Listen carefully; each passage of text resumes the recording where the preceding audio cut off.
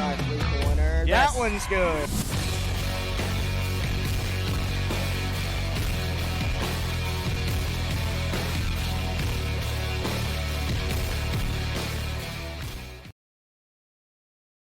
Fans, welcome to Dr. C. Keith Connor Field, home of Warrior Baseball. I am Mike Gillespie, alongside our Director of Athletics, Julia Reiniger. Julia, welcome to your first broadcast of the 23-24 academic year and the 24 baseball season. I am so excited to be here, and it's turning out to be a beautiful day for baseball. It is. This morning, not so much. Overcast, foggy, a little cool, but as she mentioned, we are pretty much under mostly sunny skies here in central South Carolina. I believe we're supposed to get to the mid-60s perhaps today. Slight breeze blowing out just a little bit maybe to left field, but nothing that should impact the game today. Third game of the series. Obviously most weekend series begin on Friday, end up on Saturday due to weather. We had to take the doubleheader yesterday and then playing the third and final game of the series. Warriors looking to salvage the series. They dropped both ends of the doubleheader yesterday. But with the 2 o'clock first pitch, head coach Matt Robinson hoping to get in the win column today. Now batting number 2, Dakota Britt.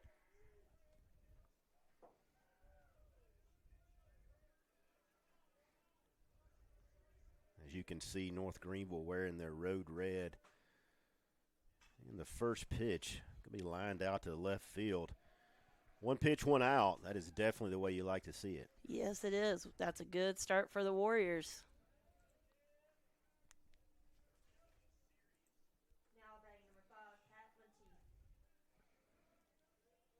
Pat Monteith steps in for North Greenville.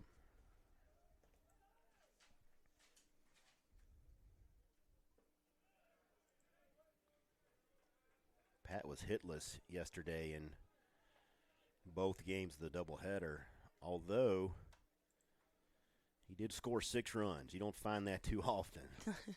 That's an unusual stat.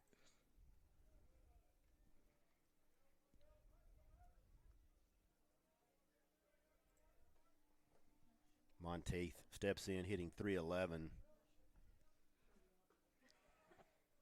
Takes that one for a called strike. 2 home runs, 13 RBIs on the season here in 2024.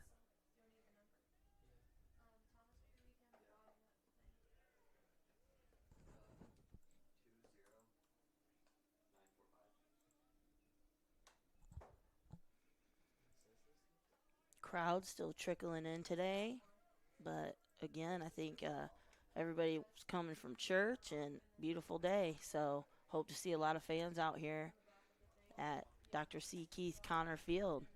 Had a good crowd yesterday. Obviously, with this 2 schools being about an hour apart, weekend series, you're going to get a good crowd. And as you mentioned, starting to pick up here. Eric Yelton on the mound for the Warriors. It's going to be Eric's 5th appearance, also his 5th start for this season. He's 0-2 with a 5.54 ERA.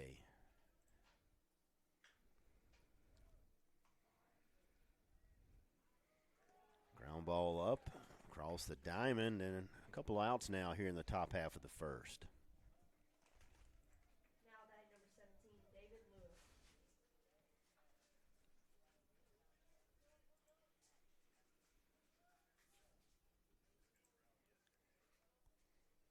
David Lewis is the Crusaders' leading hitter this season, hitting .455, 9 home runs, 35 RBIs. Had a big day yesterday as well.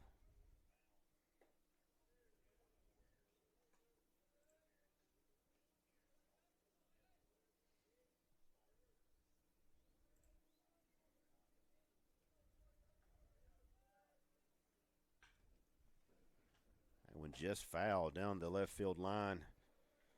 Lewis had 5 hits and I think about 6 RBIs in the doubleheader combined.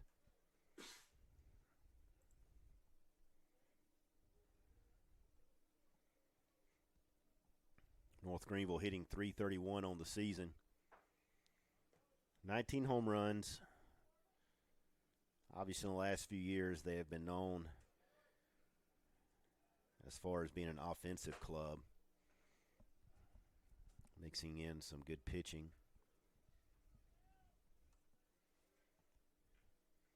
So Yelton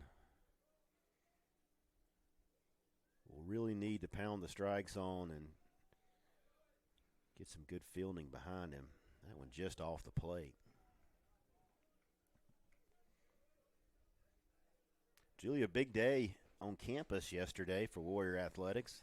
Yes, it was. We had a full plate hosting the Susan Rouse Invitational Track Meet in memory of beloved SWU professor Susan Rouse, who passed away due to cancer, but her memory continues to live on our campus and through all the students and lives that she touched. Along with that, we hosted women's lacrosse and, again, our doubleheader here at Dr. C. Keith Connor Field yesterday. Started cold in the morning, and then by the late afternoon, it got pretty hot. So I think we had a lot of seasons in one day yesterday. You're exactly right.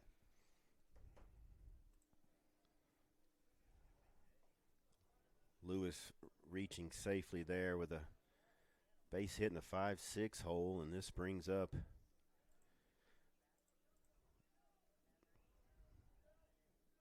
the designated hitter for the Crusaders.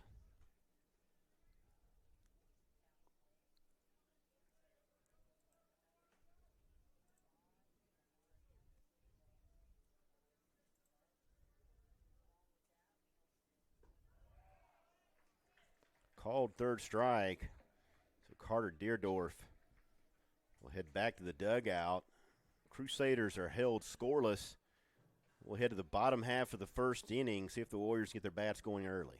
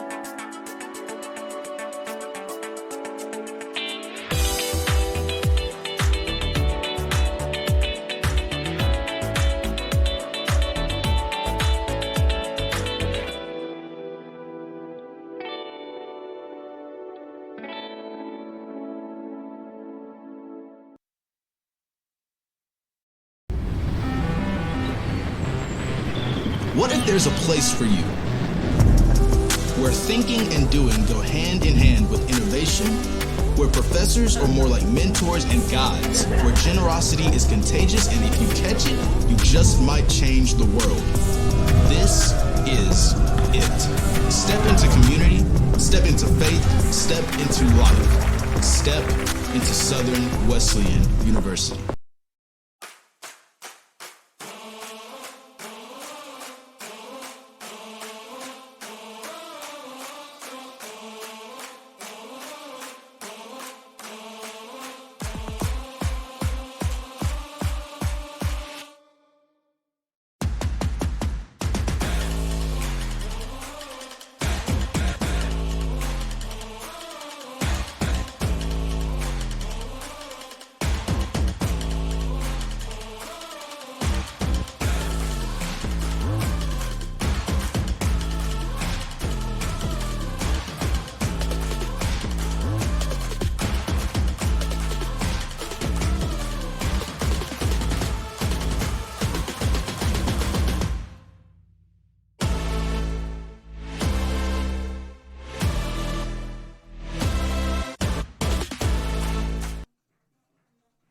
Jason Coley steps in to lead off the bottom half of the first inning for the Warriors.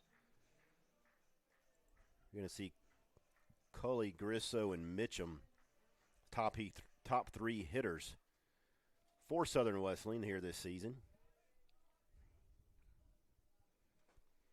Mike, I spoke to a couple of the guys when I arrived today, and they said it's a great day to have a great day. So I'm hoping we can jump out here and really get our bats going. That it definitely is, and Jason Coley, obviously being the leadoff hitter, would like to find his way onto the base path early.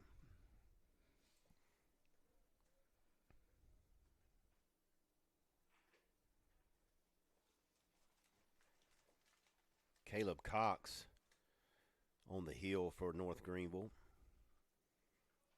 It's going to be his first start this season, his sixth overall appearance. He is 1-0 with a 3.68 earned run average. Cully hitting just over 250, making his 11th start on the season.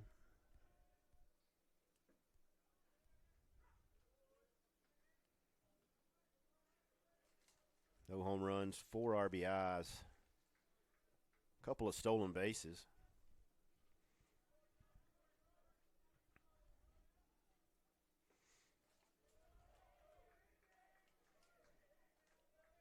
Trying to salvage the series and pick up the win in Game 3. Warriors had a rough go at it in Game 2 and just finding base runners. Obviously want to make that change early on. Get some momentum going.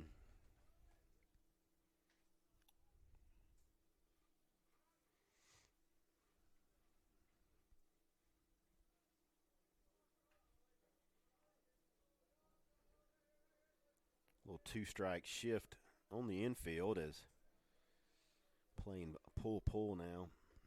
And there's a swing and a miss.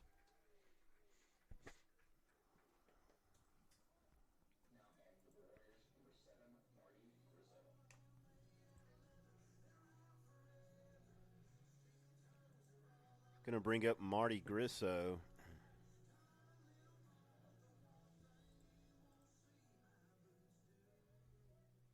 Marty was hitless yesterday.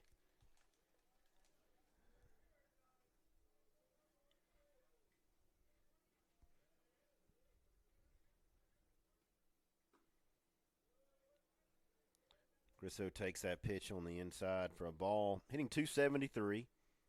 No home runs, 5 RBIs. He has 5 stolen bases on the season.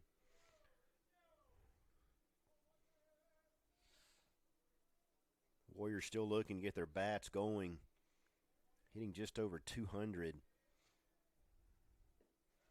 In conversations the last couple of weeks with head coach Matt Robinson, he feels like he has a very talented team, just not firing on all cylinders just yet. And typically, that's what you'll find throughout the baseball season.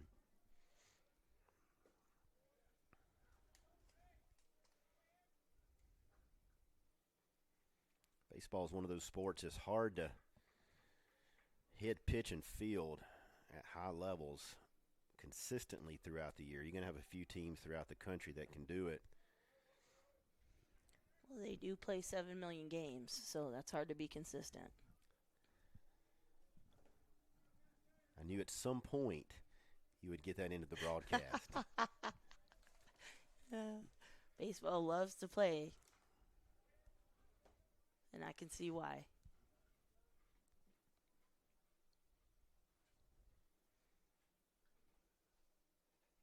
No secret, North Greenville's had success on the diamond the last few years, and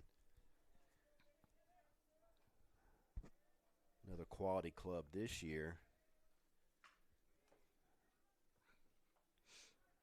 That one hit well, just unfortunately right at the center fielder.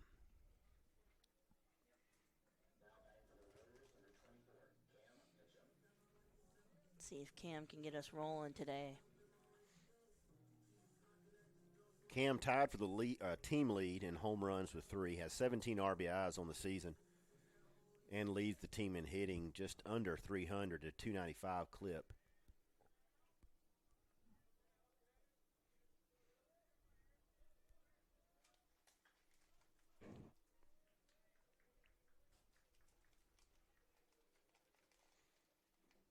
We're glad you're joining us here. We are on spring break officially now, so that is why myself and Julie are filling in. Matt O'Banion usually doing the play-by-play.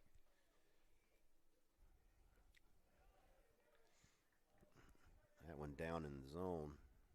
Evens the count at 1-1.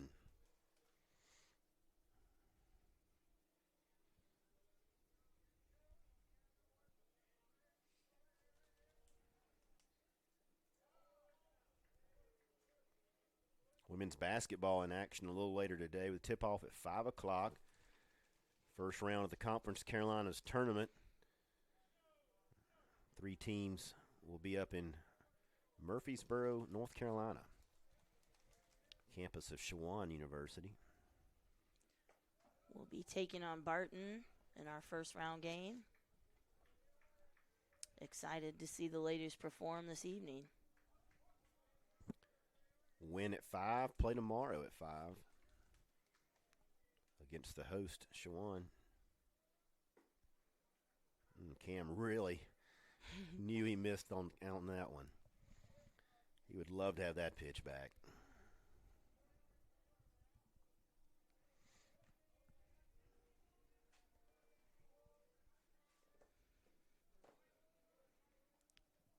Stays alive. Couple outs here in the bottom half of the first inning. A quick top half for Eric Yelton. And Caleb Cox trying to return the favor.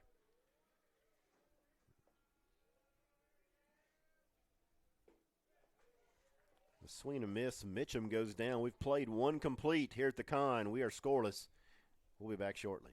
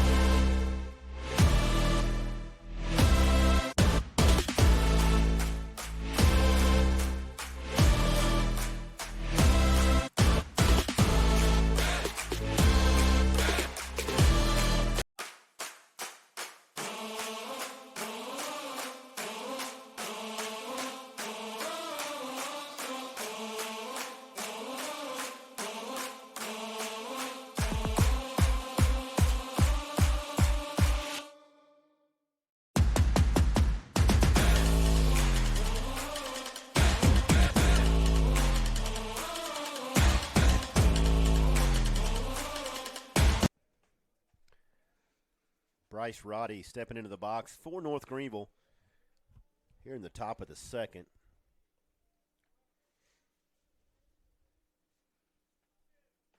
Roddy hitting .281, 1 home run, 10 RBIs.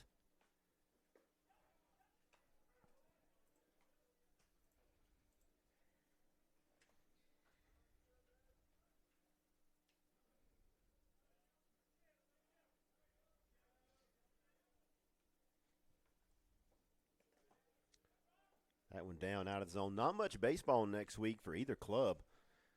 The Warriors are actually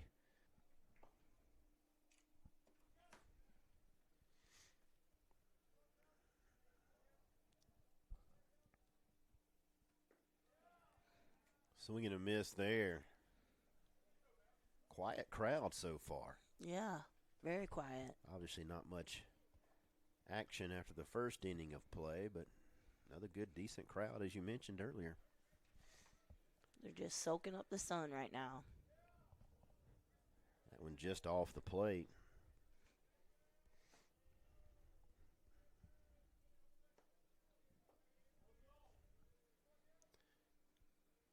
Payoff pitch coming from Yelton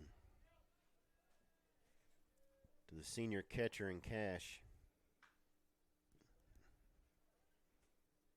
We'll do it all over again.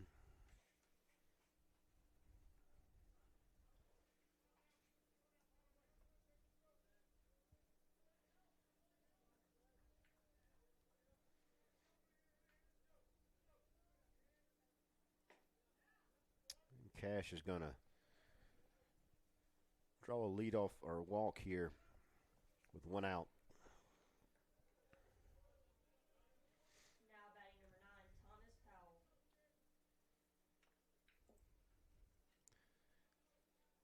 Left fielder Thomas Powell, second on the team in hitting at 444. Has 4 doubles, a home run, and 14 RBIs.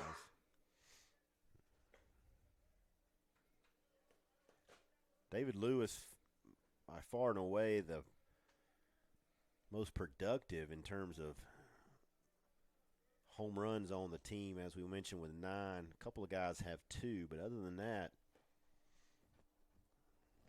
Lewis has proven to be the one part of the batting order you want to be extremely careful with.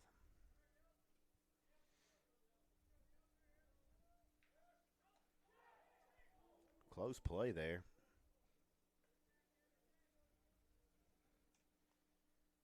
Julie, I know you obviously played volleyball in your career, played soccer. Did you ever entertain softball at any point in time? I did. Oh. For 1 year. Nice. Yeah, I played for our high school team for one season. Played first base. But then it just got to be a little too much with the other sports I was doing. So, Gotcha. Yeah, it was a short-lived softball career. Any home runs, stolen bases? You know what? I really can't recall. So probably not. Probably not. I don't. I was kind of a newbie to the sport, and so, yeah, I was just learning new things every day at practice.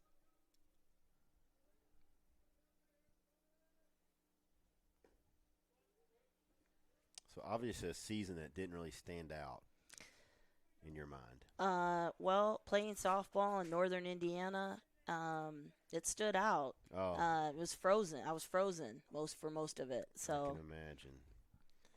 That would make sense. I can imagine it gets cold.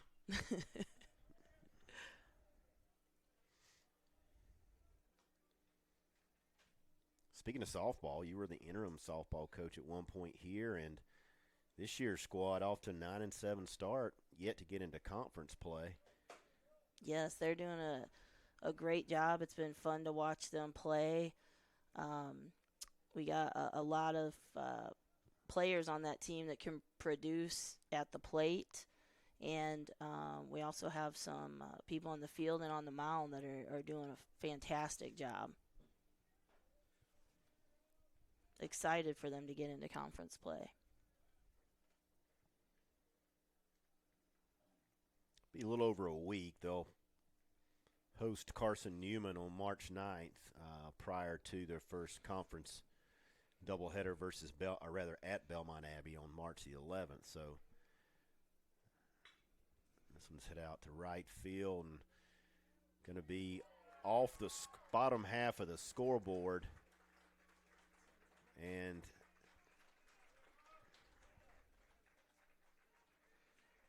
that's going to put the Crusaders on top here by a score of 2-0.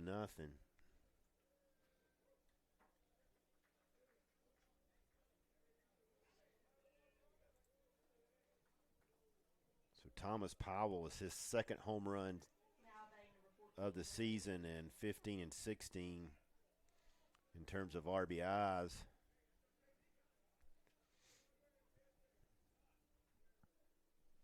Something broke off. I'm not sure if it was the piping on top of the wall or the bottom half graphic. I did see it kind of pop off, and Marty Grisso went over. I saw something come off the be scoreboard as well. Tight. Ooh, and good effort. Just out of play. There is virtually no foul territory once you get past the opponent's bullpen. And And that was the only chance he had, was to basically slide and hope for the best. I imagine it's still pretty wet down in that area too. A lot of rain we had kind of late Thursday into Friday, hence why we're playing today.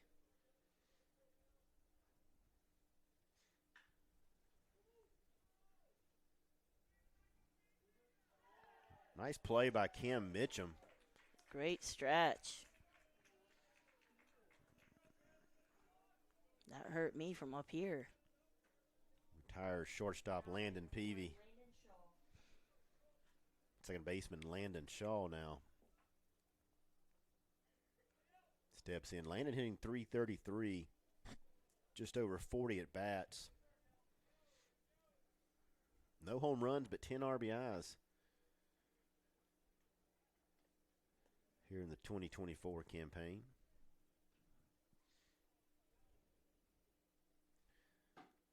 North Greenville comes in at 15-3, 5-0 in conference play.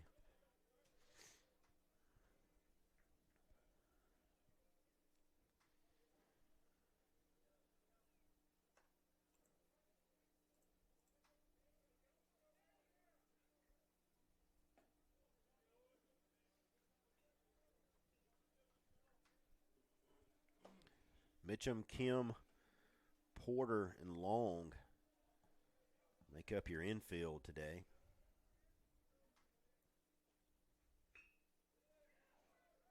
Slow ground ball out to Porter. Nice play to in the top half of the second inning. We'll take a break. When we'll come back, we'll introduce you to Slido, interactive opportunity we have for those listening at home.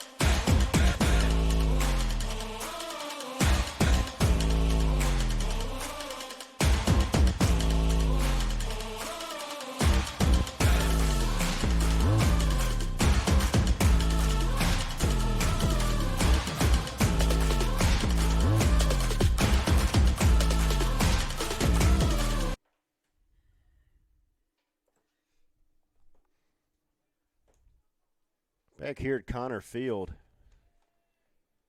on the campus of Southern Wesleyan University, and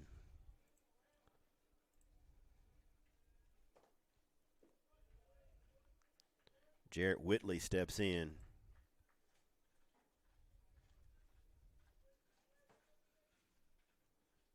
He is the designated hitter today. Josh Long, third baseman, waits to hit next.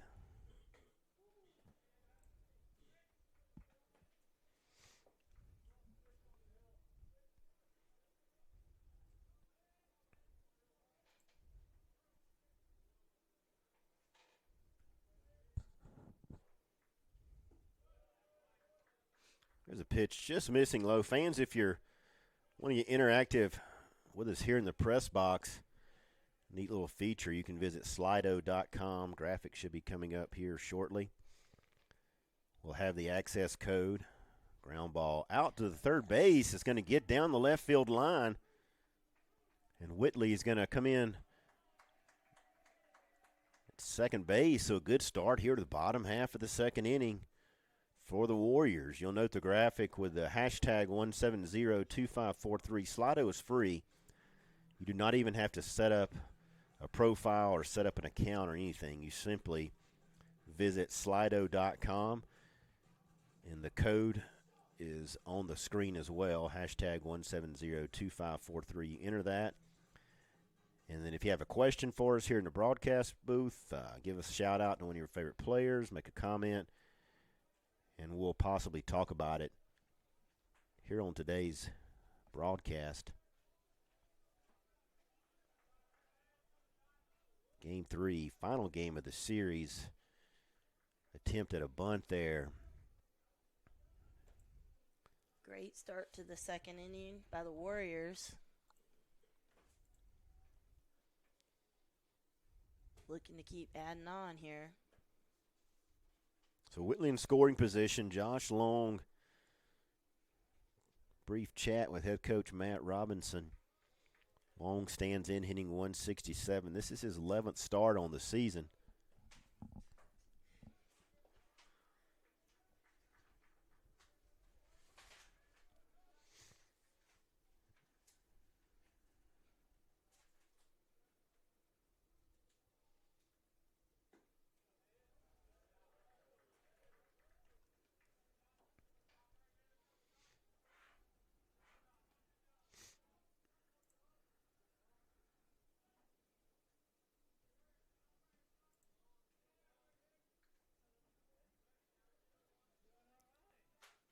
Josh was hitless yesterday, had a run scored. There's a ground ball out to third base. And the throw across the diamond in time, so unable to advance. Whitley at second.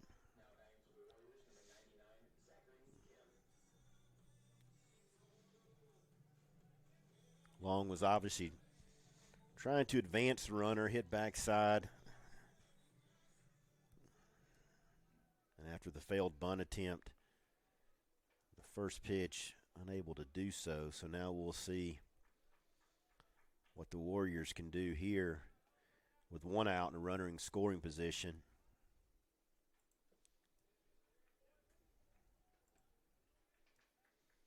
Zachary Kim hitting just above 200. The mid-year transfer for us. So missed out on the fall season here at Southern Wesleyan, but joined the club in January.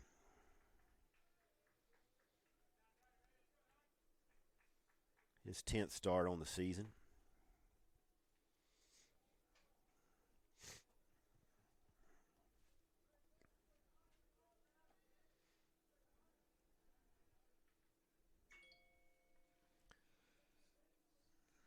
That's going to be a tough play and not in time. Bounces that one over to first base. The runners at the corners now for Southern Wesleyan. A chance to get on the board and get on the board early.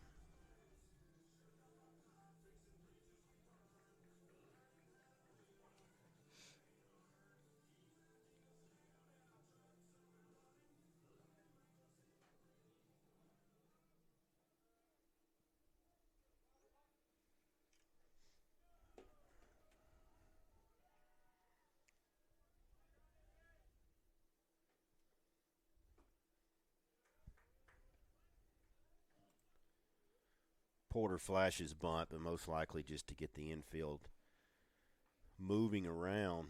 A lot of opportunities here for Southern Wesleyan. Porter batting 132. Looking to get unleashed, and he does so right there with a soft liner just in front of the left fielder. Scores the first run for Southern Wesleyan. Good to see the Warriors getting going early in this game.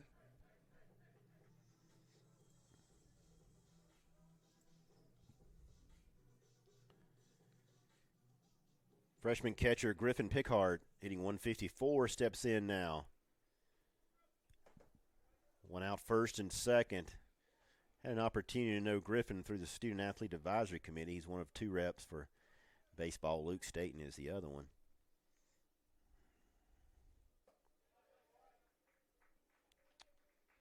Nice young man, very active on the committee. Getting some starts here as of late in the spring.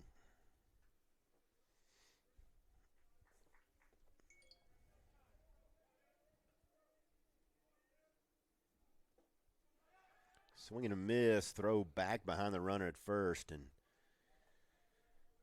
David Lewis made a good play there.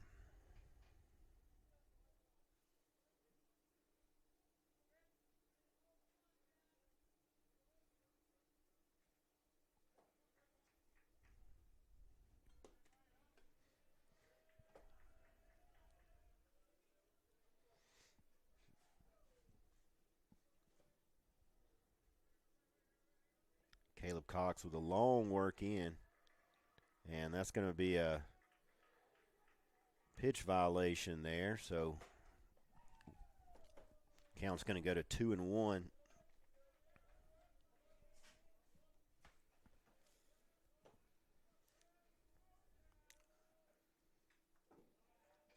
Thought it was taking a little bit longer than normal there.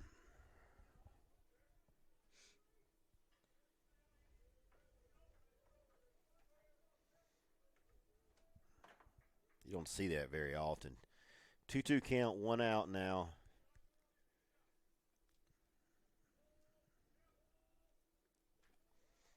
That one bounces, but Cash does a good job keeping it relatively close by.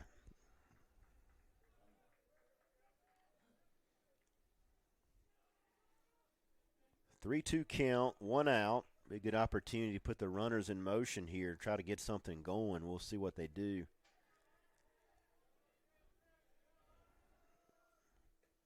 And that one's off the plate, so bases are now loaded. Good patience by Pickard there. Good at bat to load up the bases for the Warriors. Center fielder Travis Hammond looking to get untracked here in the spring at the plate.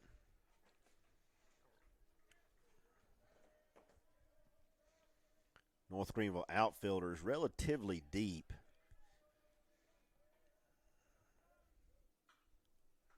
Right field, the shallowest of the positions, so a base hit should score 2.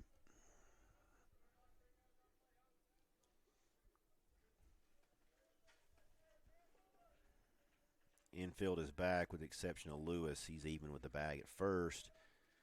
The pitch from Cox is fouled off.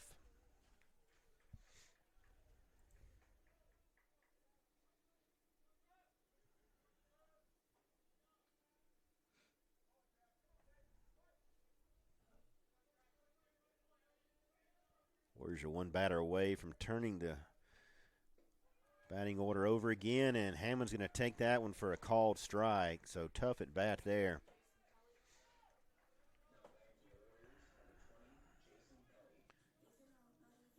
Now it's up to Jason Culley. See what he can do.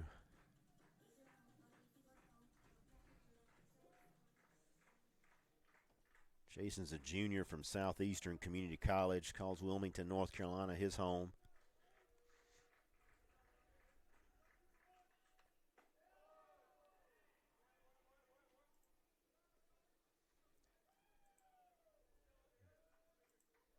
Culley struck out his first at bat.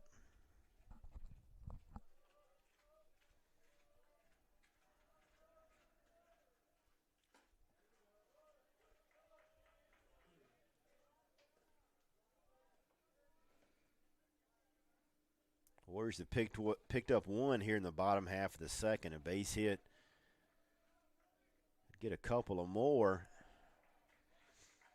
Quickly the count runs to 3-0, so a walk will serve the Warriors just as well. And Caleb Cox has walked in the second run for Southern Wesleyan, and we are now tied at 2. And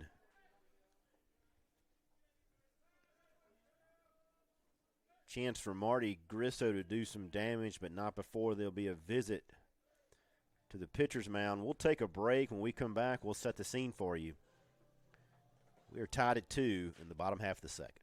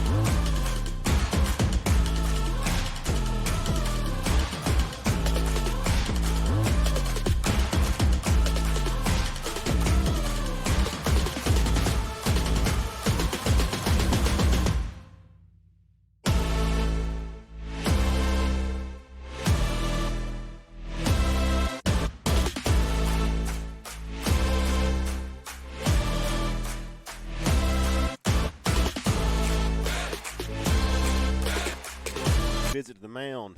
Marty Grisso takes first pitch inside.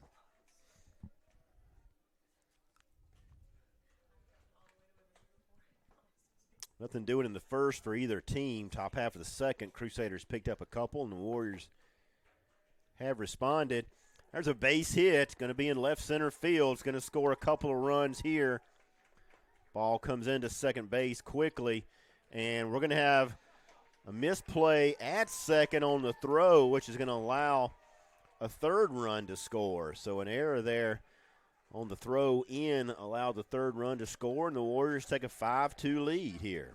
Great heads-up base running on the Warriors' part there. I love that we're playing aggressive.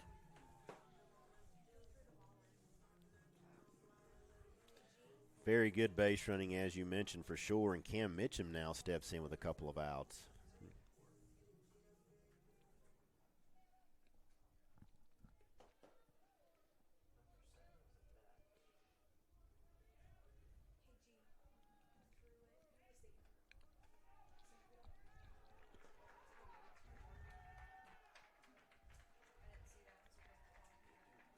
Warriors stay aggressive here on the base paths, and it's making a big difference early on in this game.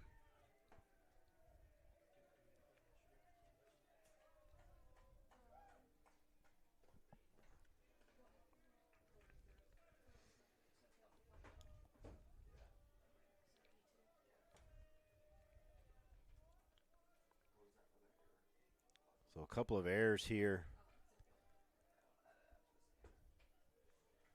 for the Crusaders, allowing an extra run to score and a runner to advance to third 90 feet away in this 5-run second inning.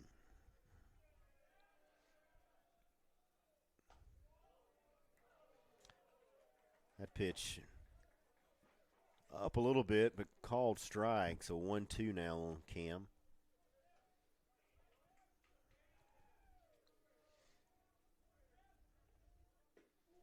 Swing and a miss.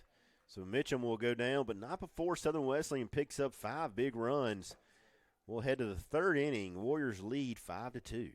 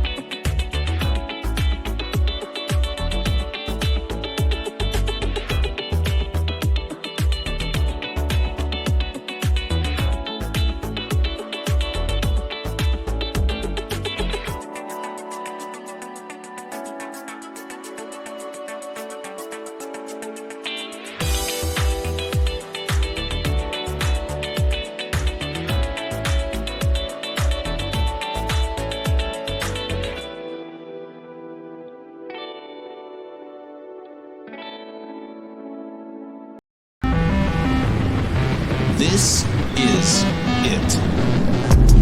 Step into community, step into faith, step into life. Step into Southern Wesleyan University.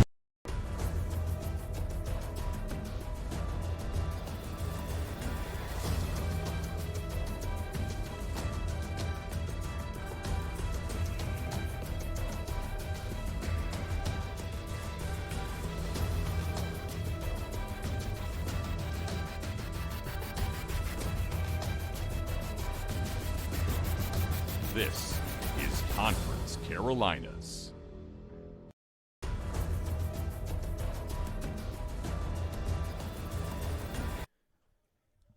He's got to be breathing a little bit easier now with a 3-run lead. This is where you want your pitcher to go up there and throw up a 0 real quick. Get the guys back in the dugout.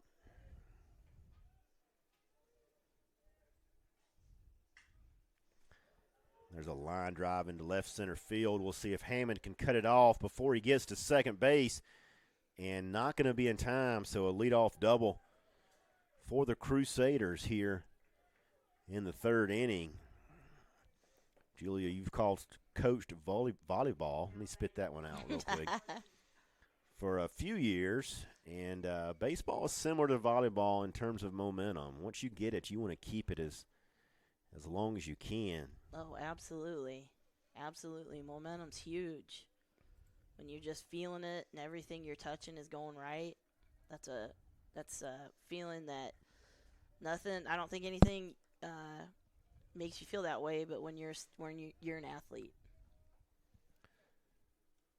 Speaking of momentum, at the heart of the Crusader lineup hitting here, so as I was talking about earlier, you'd love for Yelton to come out and throw up a 0, get back in the dugout real quick, see if he can minimize this damage with a leadoff runner at second. Pat Monteith stands in for the Crusaders.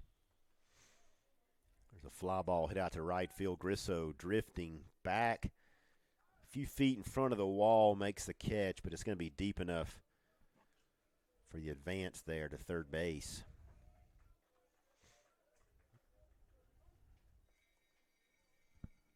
Now batting number 17, David Lewis.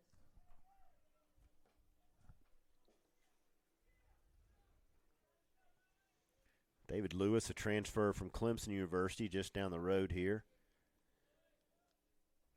from Blue Ridge, South Carolina.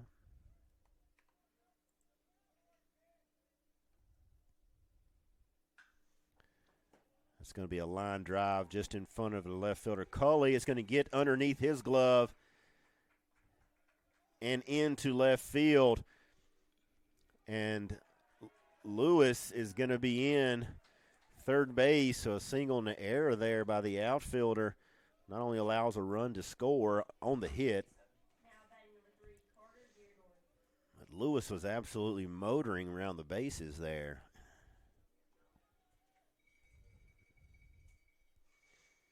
And this is going to call for a bullpen, and I think he's already made the change, so we'll get the new pitcher when we get back after this commercial break.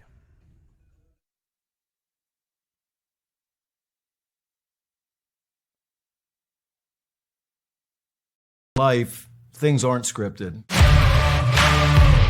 If you're an athlete, we need people like you and translate those skills to officiating. You can get a lot out of it.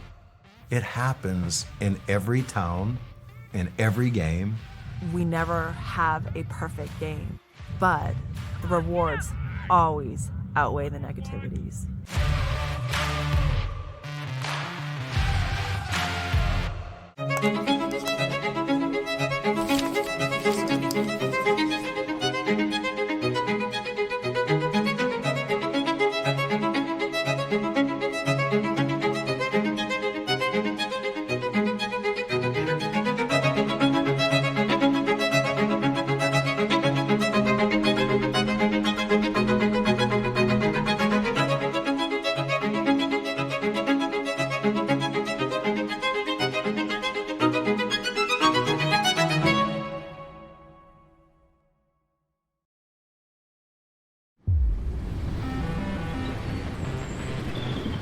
there's a place for you where thinking and doing go hand in hand with innovation, where professors are more like mentors and guides, where generosity is contagious, and if you catch it, you just might change the world.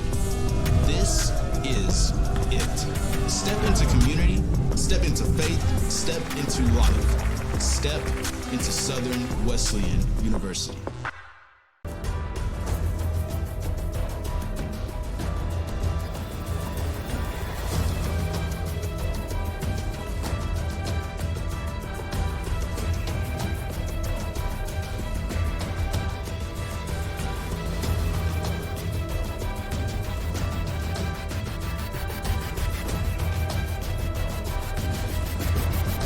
This is Conference Carolinas.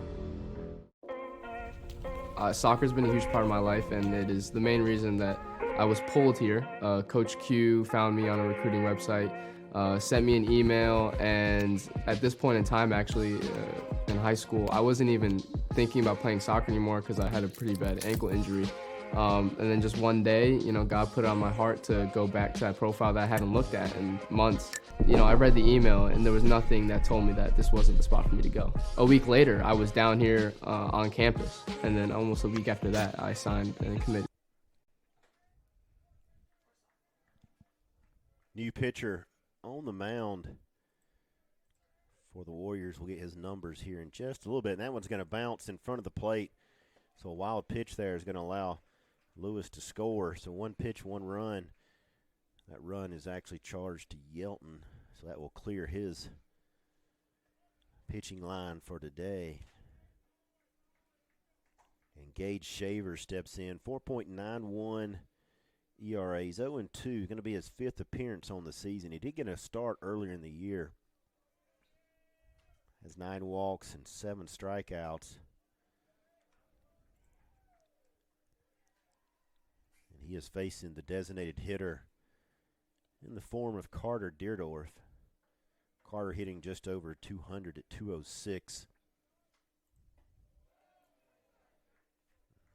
0 for 1 with a strikeout. Struck out looking back in the first inning, I do believe.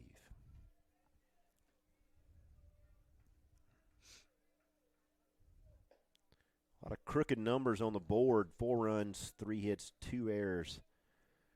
For North Greenville, 5 runs, 4 hits, 2 errors for the Warriors.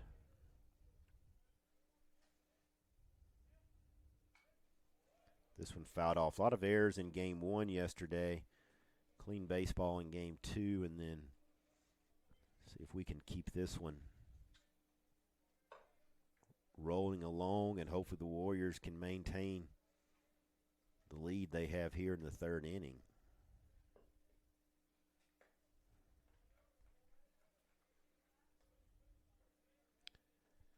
Appreciate our student workers today. Thomas McCagg on scoreboard. Maddie Wurst anchoring down the PA and the music. And Ryan McCatron producing the live stream, as this one's going to go over Marty Grisso's head. So Deerdorf will be in with a standout double.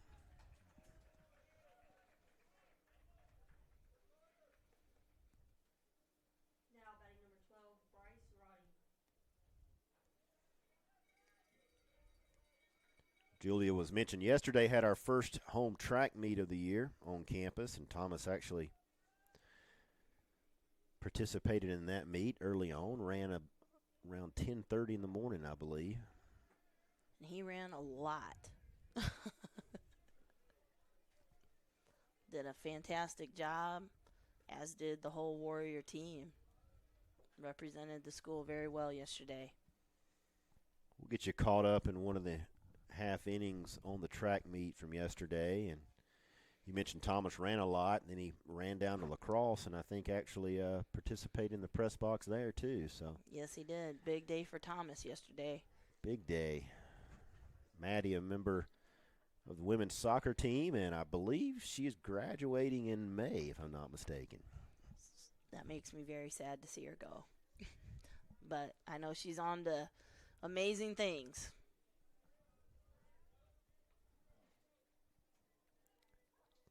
Count escalates to 3-0 here for the third baseman, Roddy. Catcher Jax Cash waits to hit next.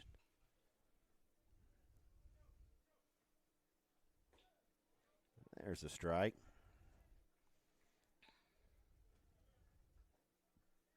So lefty on lefty matchup here. We'll see if Shaver can continue to minimize this damage here in the third. Big swing and a miss, so he's worked his way back from 3-0 now to a full count. So we'll get the payoff pitch momentarily.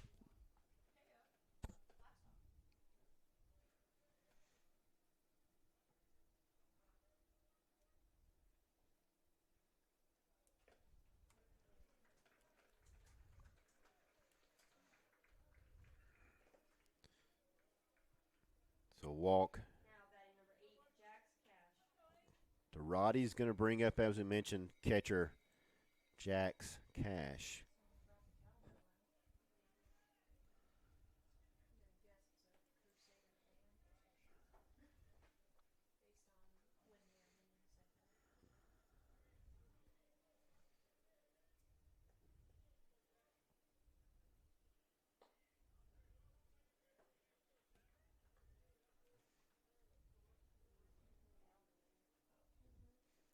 We're going to have a quick mound visit. This one probably won't take very long, so we'll stay right here.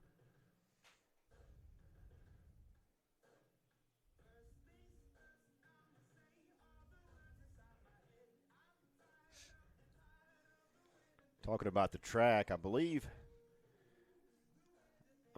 there was only one school record broken yesterday. They have been breaking several records each meet this year. Abby Frock just missed winning the 5,000 meter, but she took second and actually broke the previous record by about 20 seconds. So Wow. Good run there by Abby. And we were talking about Thomas. I may be mistaken here, but that may have been his PR yesterday. I believe it was. Studs. We got some studs.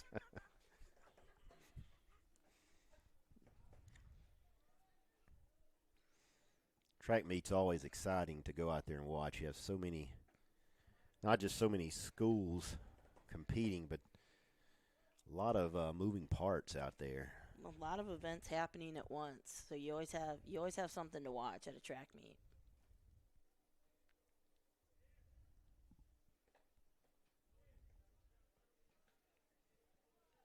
Gabe Shaver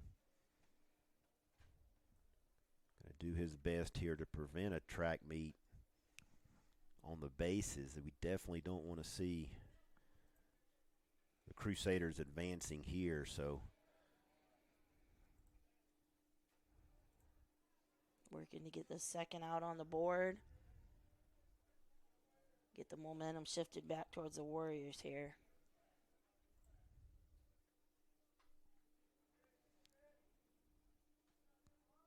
Cash Walt, his first at bat. This one missing inside.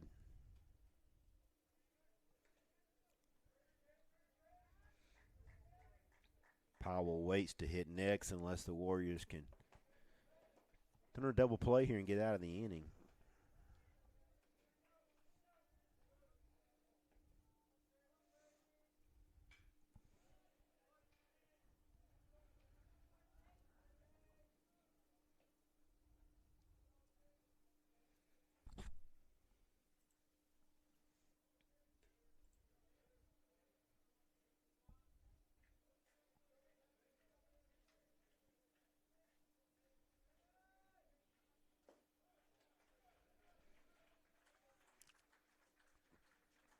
So ball four is going to load them up. Now batting number 9, Thomas Powell. And Thomas Powell hitting .444. Home run, 14 RBIs, stands in. So one out now, bases loaded.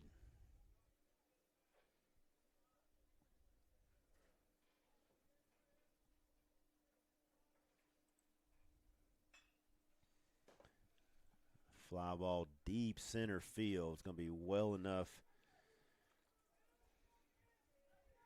See if we can get him. He got him.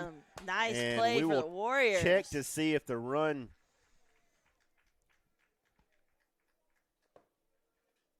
crossed here. He is counting the run. I thought that was a really close play there. There's no doubt about that. But a nice play by Hammond there. Don't want that to get lost in the shuffle. That ball was double play. Exactly hit deep to center field, just shy of the new and improved batter's eye out there. And he alertly threw to second base to double up the runner there. So we are deadlocked at 5. I want to remind you of Slido.com. It is open. It is ready to roll. You do not need an account, no payments, no credit cards needed. Just log into Slido.com if you have any questions or comments for us. If you want to give a shout out to anyone here, we'll be glad to do that on the broadcast. When we come back, we'll set the scene for the new pitcher here for the Crusaders.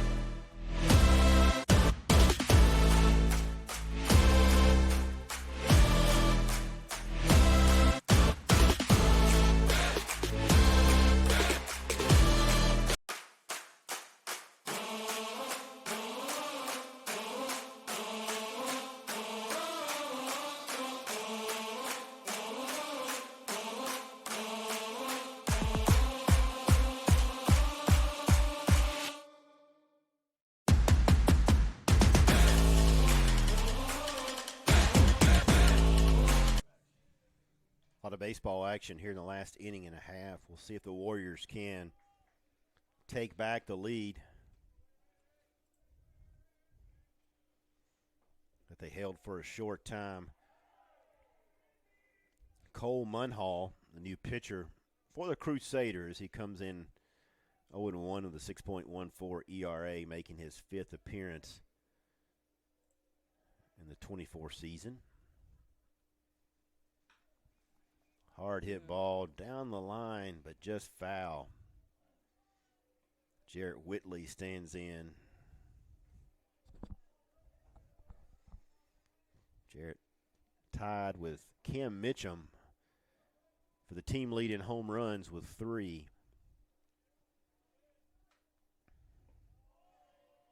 We will stay here after this half inning. Big announcement coming up. We'll let Julia make that exciting news here shortly. So you'll want to stick around.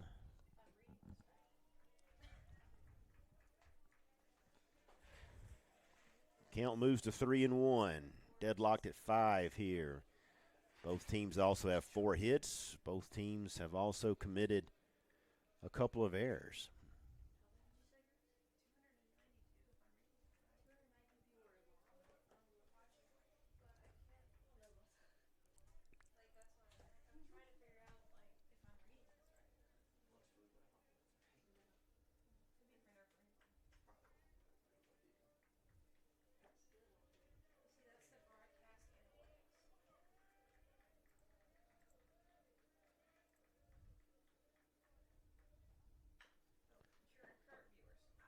Ground ball just outside of third base again.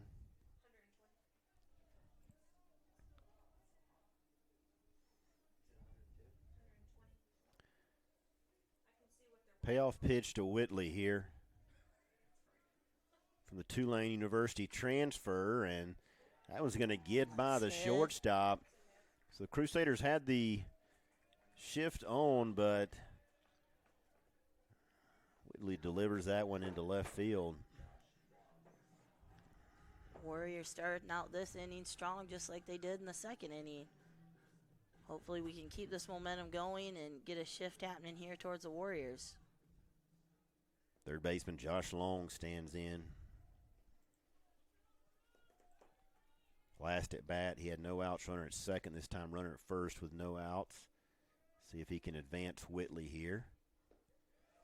In turn, get himself on the bag as well.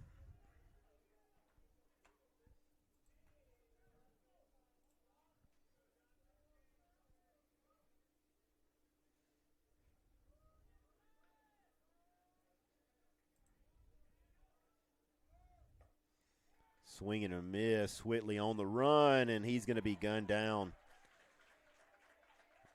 A high tag, but just in time.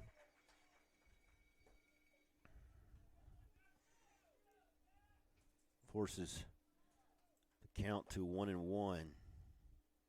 Clears the bases for the Warriors. We'll see if Long can get something done with an out here.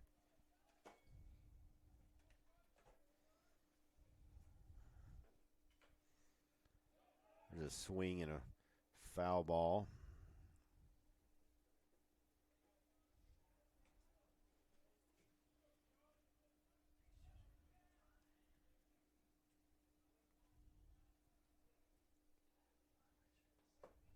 Looks like the wind has picked up today since the beginning of the game. See if that comes into play at all. It's blowing in.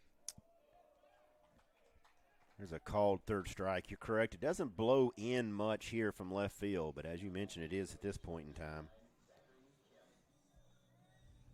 Meteor transfer Zachary Kim makes his way to the plate.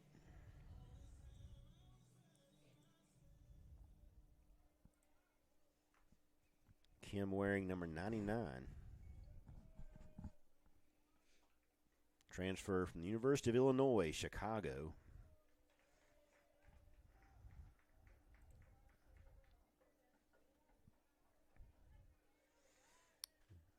Majoring in media comm.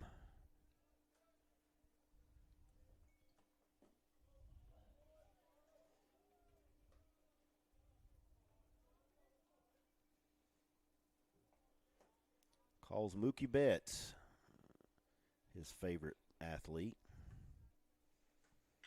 And delivers this one back through the box to reach with 2 outs.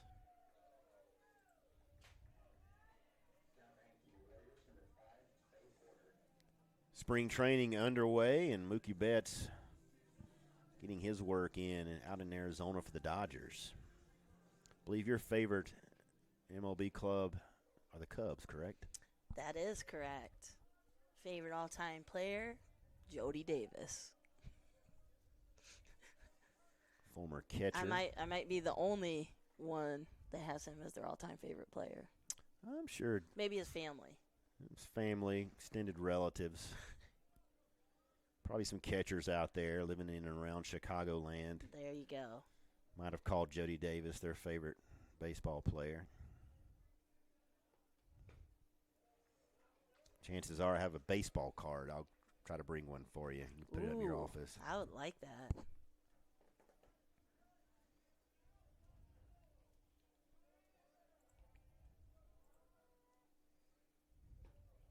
In elementary school, I had a big Jody Davis button that I wore on my jacket. Astonishing. I mean, that's about all I can say for that.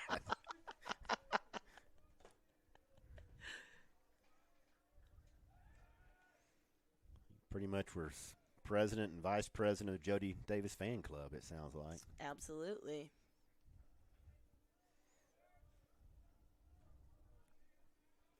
Couple outs here, 1-2 count on Porter. Kim at first base, swinging a foul ball back into the Warrior dugout.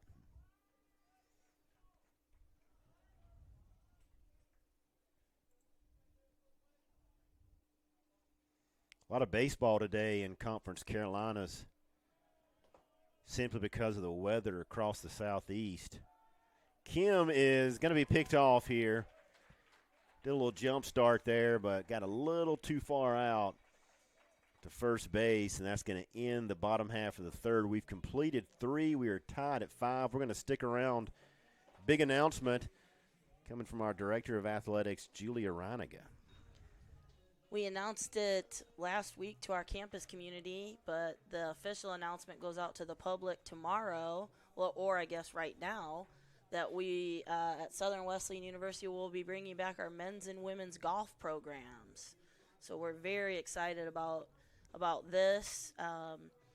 We have wonderful alumni and wonderful supporters from these programs, and it was unfortunate that we've had a few years without this sport on campus and in the conference, but we're excited to say that we're going to be bringing it back. And we're going to have a celebration here at Southern Wesleyan at our golf facility here on campus on April 6th from 10 to noon. We are going to have a couple speakers. We're going to have some golf pros on hand, and we're going to have some golf competitions, some skill competitions. Any level, anybody will be able to participate, whether you're an avid golfer or a newbie. I think it'll be a great day of some excitement, some fun, some food, and some fellowship. So we'd love to see a lot of people come out and join us for that event. Shortstop Landon Peavy steps in. As you mentioned, just a great time to celebrate bringing men and women's golf back. Rich history among Yes, we do. both programs, and I know there's going to be a lot of excited alums glad to see that happen, and the local area, our local area in terms of high school golf has really, really blossomed here in the last few years, and potentially an opportunity to keep some of those local golfers here during their college career as well. Beautiful facility in terms of the clubhouse and driving range right there on campus and the putting area. So we have indoor hitting bays available. We have locker room, workout area, even for our golf program. So it's going to be fantastic to see this utilized again. PVO for 1 today. Evens the count at 2-2.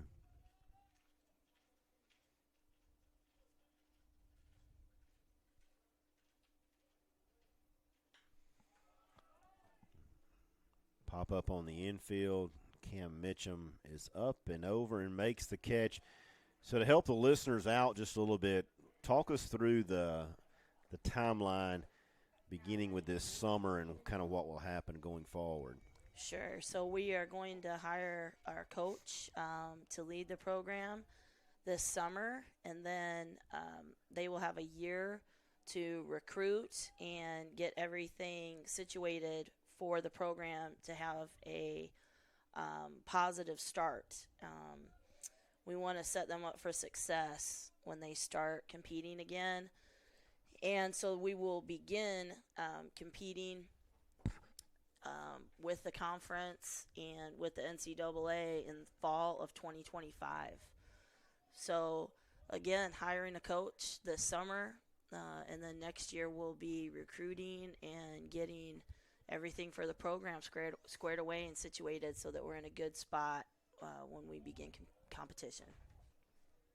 Second baseman Landon Shaw works the count to 2-1. 1 out here after Peavy popped up on the infield.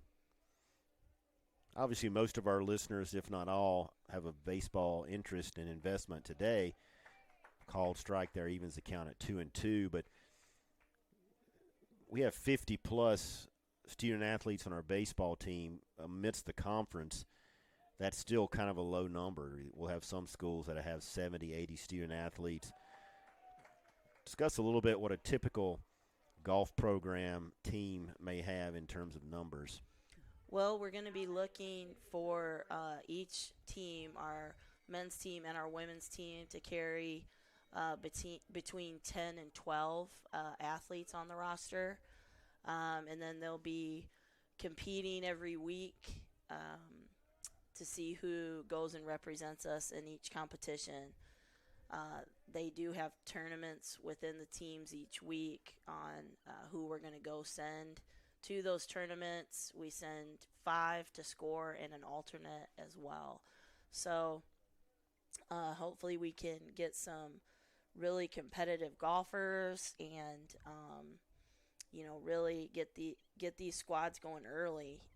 Again, that's why we're taking the time to bring the program back in the right way, making sure that we have everything in place, like I said, for a good, successful start. Right fielder Dakota Britt finds himself at a 3-0 count with 2 outs. He's 1 for 2 with a run scored and a double thus far in this game. That pitch upstairs for ball 4. So we'll have roughly 24 new student athletes coming in potentially the spring of 25, but definitely competing in the fall of 25. So that's got to be exciting as well. Very exciting. Pat Monteith, center fielder, stands in. He's 0 for 2. Takes this one for a called strike. As we mentioned, Monteith was actually hitless yesterday, but scored 6 runs. And that is a feat you don't see too much as that one gets by Pickhart. And Britt moves down to second base.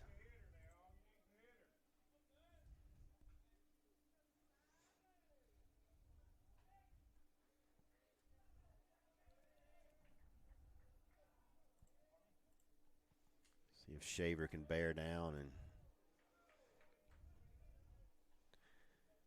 you definitely don't want to put Monteith on with a free pass and let David Lewis get back up there. Lewis, unlike Monteith, has not been held hitless this weekend, and that's going to get down the right field line. So a run's going to score easily. Throw comes into second base, so a stand-up 2-out double pushes the Crusaders to a 6-5 lead.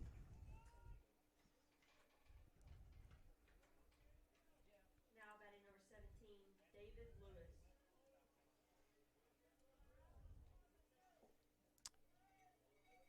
Here's where, even with 2 outs, Shaver's got to be careful. You got an open base, so you don't want to give Lewis anything good to hit. Deerdorf on deck. 1 for 2, has a double, but he's only hitting just over 200 for the season. Lewis has absolutely been on a tear, hitting 445 before entering today's game. And that one's hit out to Porter, who was playing in the hole, so nice play there to retire the side, but not before the Crusaders pick up a run. We'll take a break. When we come back, we'll be in the bottom half of the 4th inning, 6-5 North Greenville.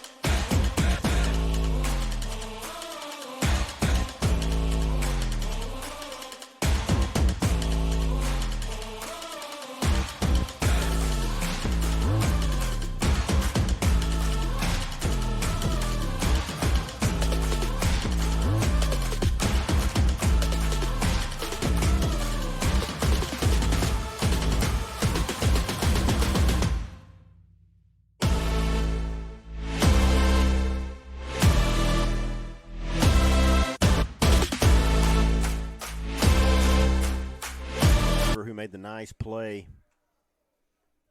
to end the inning on the ground ball, and the hole stands in. So we'll see if Clay can get things started here for the Warriors. Ground ball up the middle, so Clay Porter will reach safely.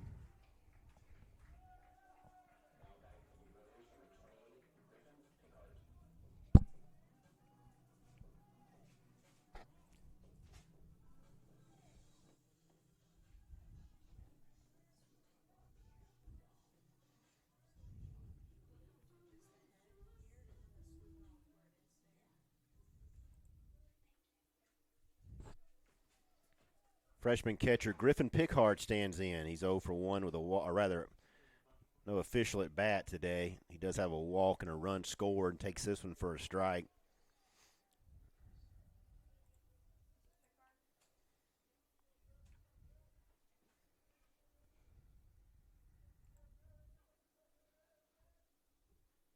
Cole Munhall working on his second inning of action, and this one gets out, kicks in front of the Warrior dugout, so Porter makes his way down to second, takes away a forced play.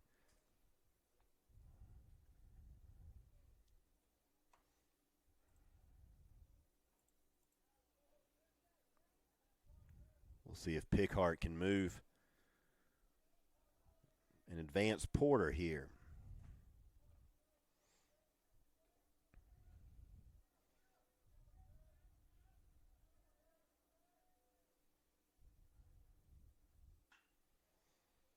Ground ball to shortstop, and Porter's going to get caught up in the middle. Throw into third is going to not be in time.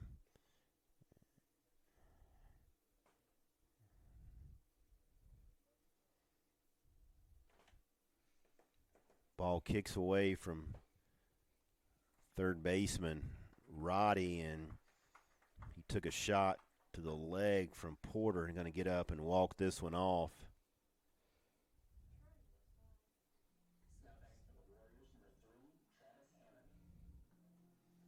So now we have runners at first and third. So Pickhart's ground ball to the shortstop. Porter got off second base just a bit too much. Kind of caught in the middle there, and Crusaders were trying to get the lead runner, and the throw and kicks out of Roddy's glove there.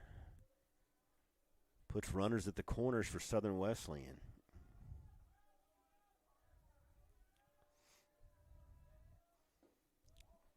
Travis Hammond shows bunt, pulls back. Hammond struck out his first at bat.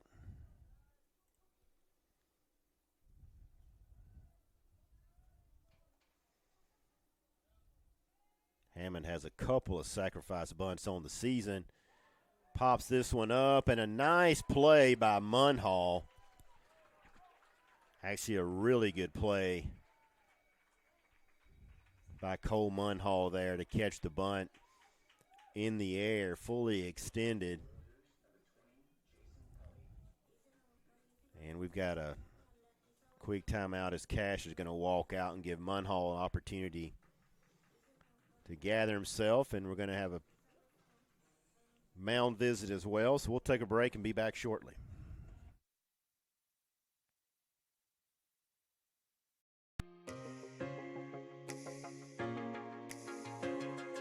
Diamond T Promotional here is just a family-owned business that provides screen print, embroidery, vinyl graphics, cars and banners.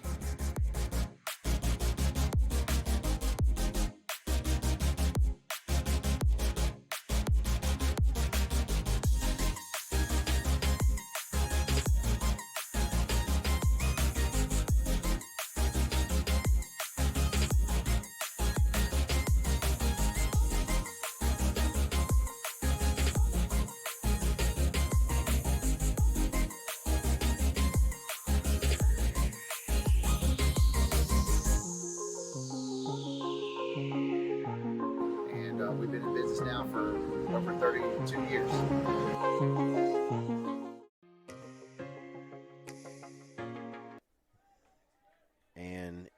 in steps left fielder Jason Culley. Runner still at the corners now with 1 out. This one fouled off back behind us. We'll see if head coach Matt Robinson decides to put Pickhart in motion at any time during this at bat.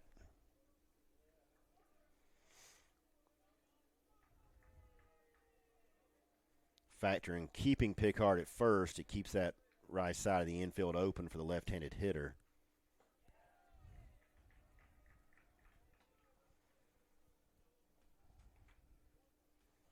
Factoring getting him to second puts a couple runners in scoring position, and a base hit could boost the Warriors back in the lead. We've been out and back since the start of the second inning.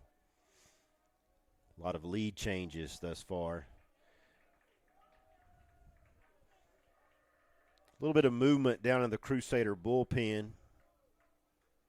We'll try to get a number and name on who's down there.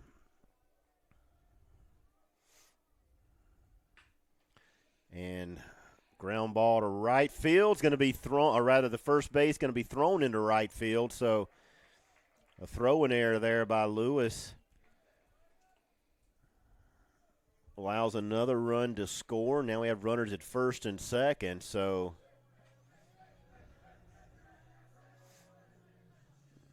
defensively today, not a very clean baseball game. And with that, we're going to have a pitching change. So we'll take a break. When we come back, we're going to be deadlocked at 6 here in the bottom half of the 4th inning. Located in downtown Central, Rails 133 has something for everyone. With menus and specials designed by our chef, Trent Kane, our selections can only be best described as upscale Southern comfort foods. Chef Kane uses only the freshest, locally sourced ingredients that have made Rails a destination spot. We offer theme nights, chef specials, daily specials, and our famous Meat and 3 on Sundays. Come visit Rails, dine in our lighted patios, or in our railroad-inspired dining areas. Rails 133, where memories are made every day.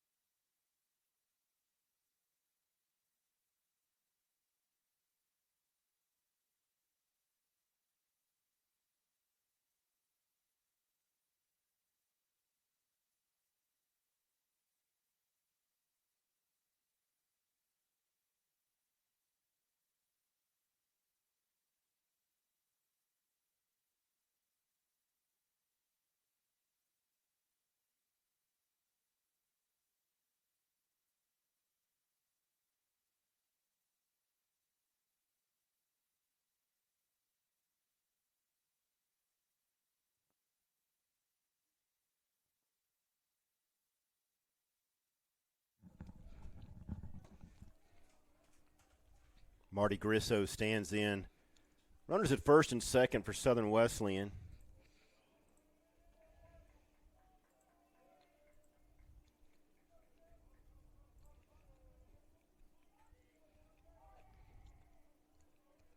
Munhall exits, and Kyle Roper enters his 7th appearance on the season, 2.70 earned run average, 3 walks, 9 strikeouts, just shy of 7 innings of work this season.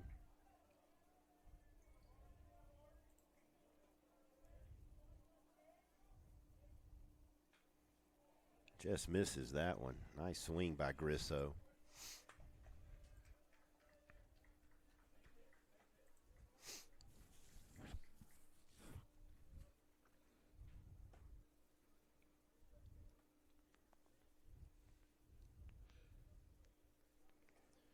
Grisso from Rancho Cucamonga, California. That's just fun to say. I enjoyed saying that all the time I did broadcast last year. And Rancho Cucamonga. I waited 4 innings to bring that one out today.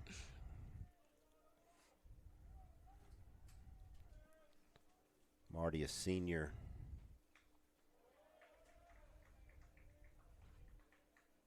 Went to junior college out there in California, and they actually have their own league.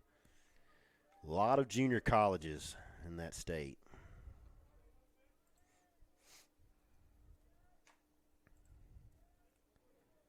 Waiting for Marty to get untracked at the plate.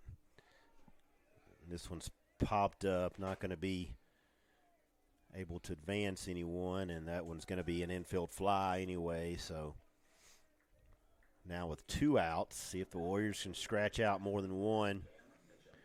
And no better than senior Cam Mitchum to see what he can do.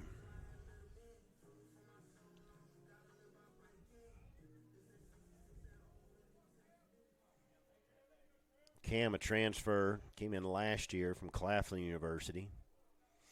Calls North Augusta, South Carolina, his home. Big swing and a miss.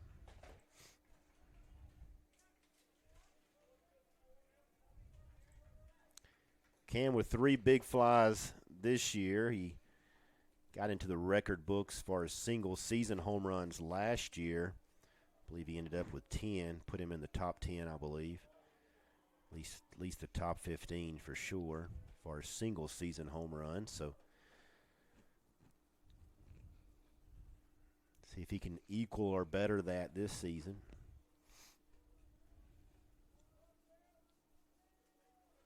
No better opportunity than right now to get number 4. That pitch up and out of the zone. North Greenville infield in a pull shift, so first baseman David Lewis allowing Coley a lot of extra room there at first, so a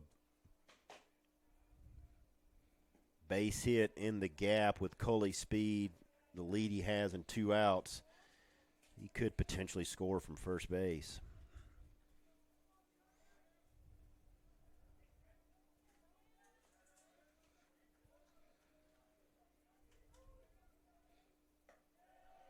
That one misses, so wanting really nothing to do with Cam Mitchum.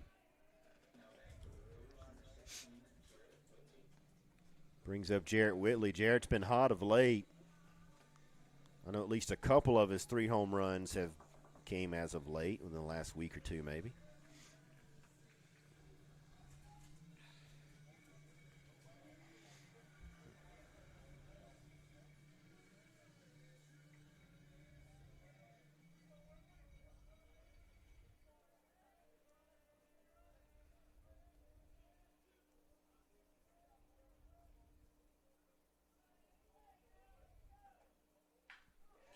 And there's a line drive into left field, going to score 1. Here comes the throw into the plate, but not in time. So a run scoring, 2 runs score there off the bat of Jarrett Whitley. So RBI is 7 and 8 on the season for him, and that pushes the lead for Southern Wesleyan to 8-6 now. And third baseman Josh Long stands in with a couple outs.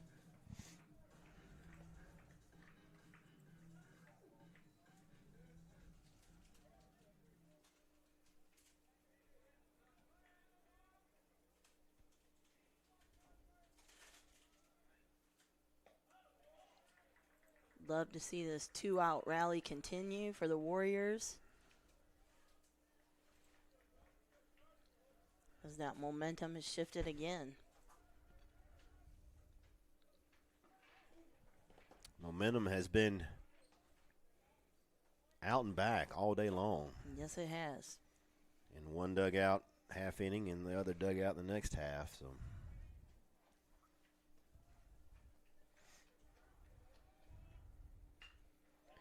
that's a line drive into right field. We'll see what's going to happen, and runners are not going to advance. And a throw back into third, not in time.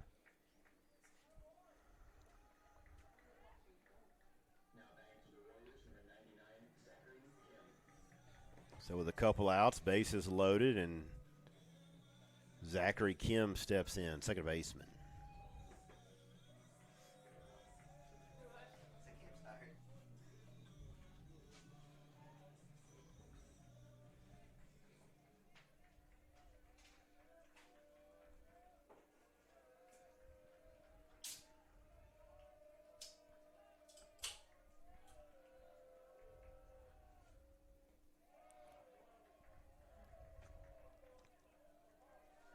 Cash keeps that one from going to the backstop.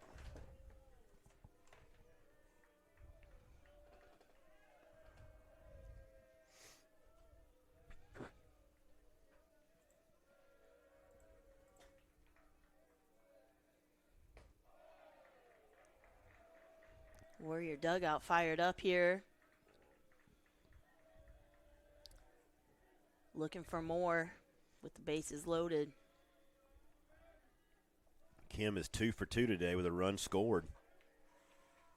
Clay Porter on deck, also 2 for 2. This one lined out to right field, but not going to fall in, but not before the Warriors pick up 3 more runs here in the bottom half of the 4th inning. We'll head to the 5th. Warriors up 8-6.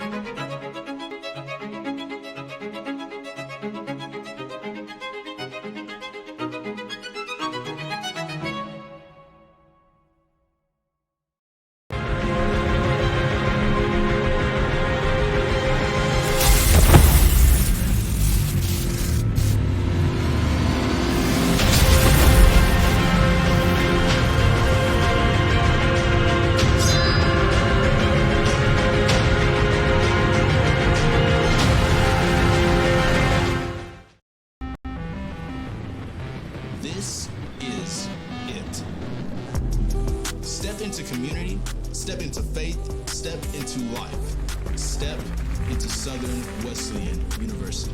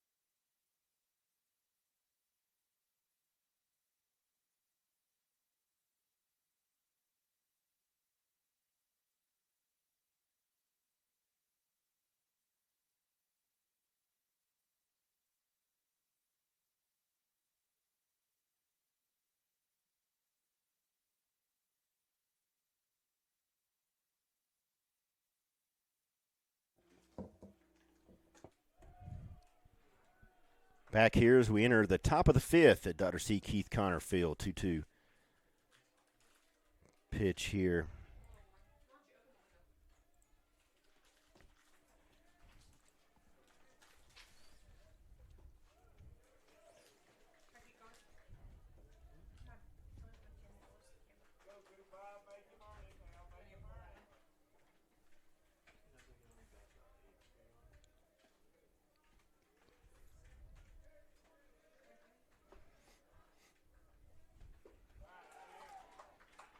Called strike there.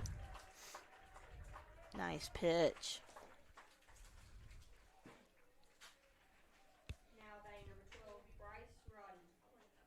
So Shaver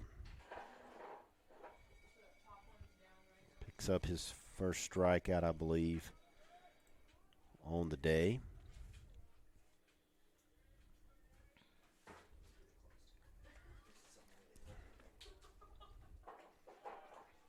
Swing and a miss there by Roddy, the third baseman, as Deerdolf went down swinging.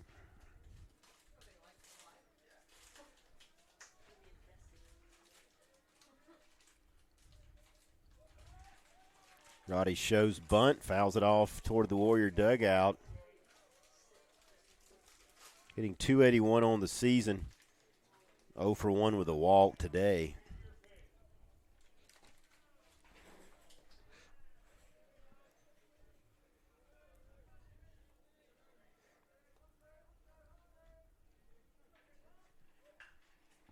Ground ball, diving play by Long, up and makes the throw, and in time. Great play. So a nice play there by Josh Long at the hot corner.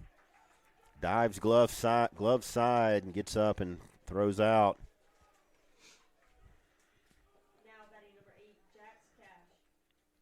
Roddy about a half a step.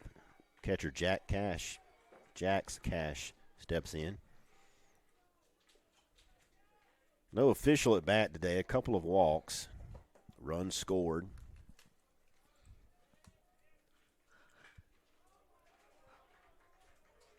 Cash hitting .250 on the season.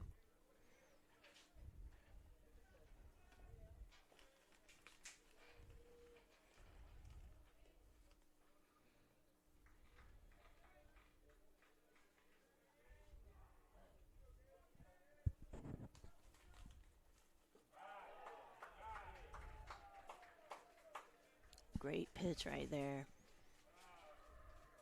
Shaver has come out on fire here in this half inning. There's no doubt about that.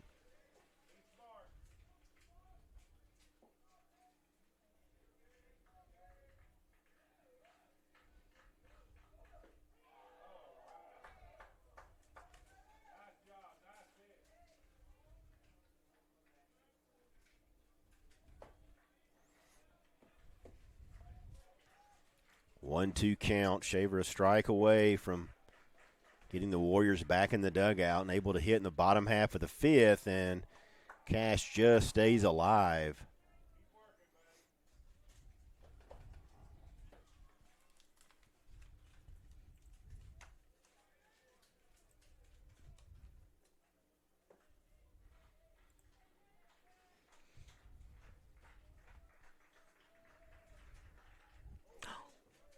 Pitch gets away there.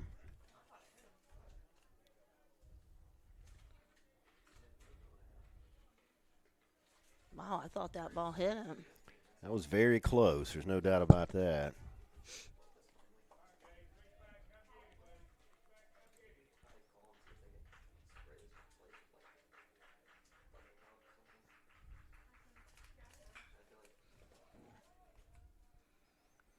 Porter in and makes the play as Cam Mitchum briefly came off the bag and got back on just in time. So a good top half of the fifth inning for Shaver and the Warriors.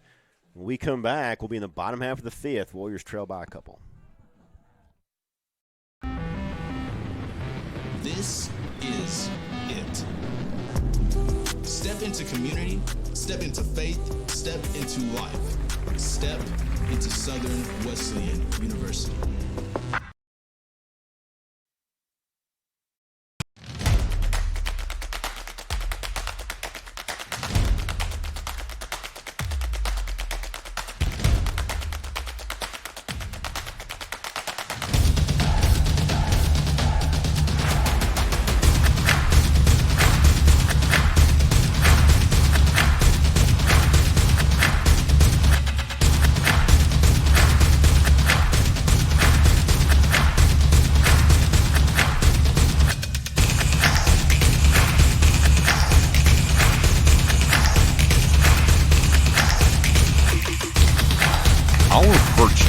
set us apart. We daily work to build champions in body, mind, and soul. It's who we are. This is Conference Carolina.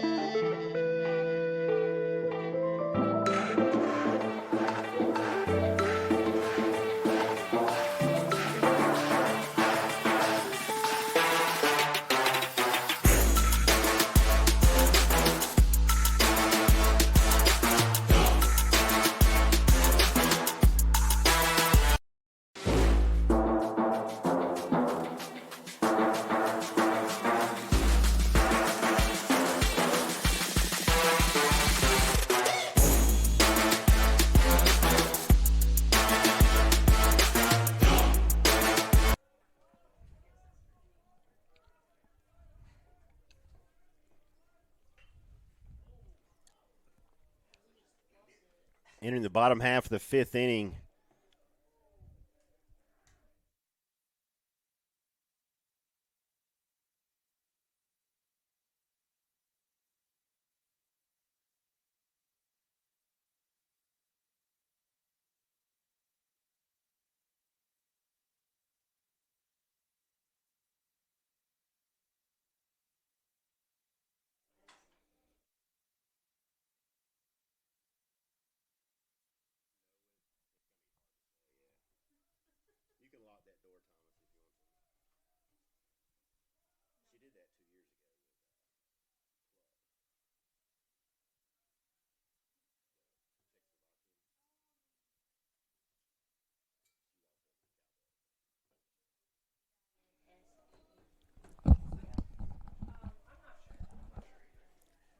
Porter shows bunt, put this one down the first base line, but going to trickle foul here.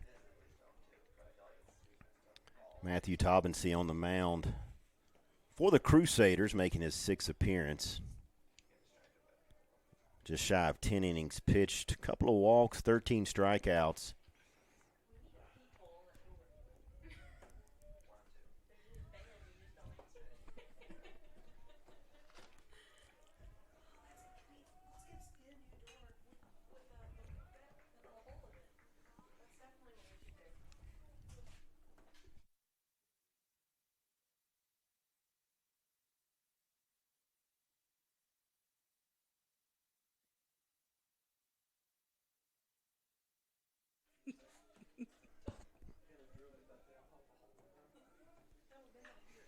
Porter with a swing, long fly ball, but going to get out of play.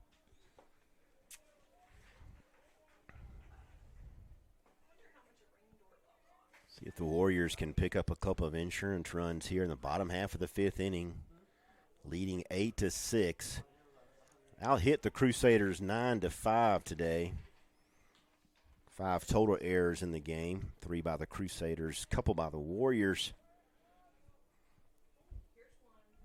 Good to hear from Mike Batten out there listening to the game today.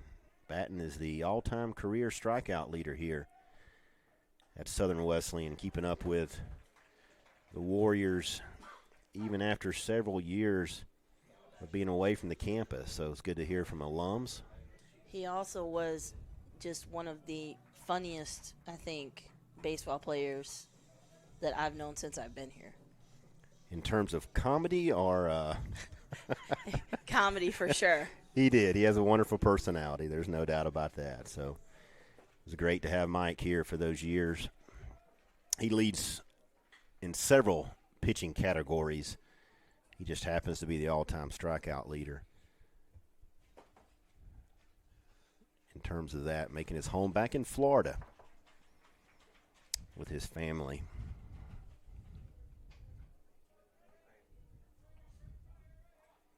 Griffin Pickhart.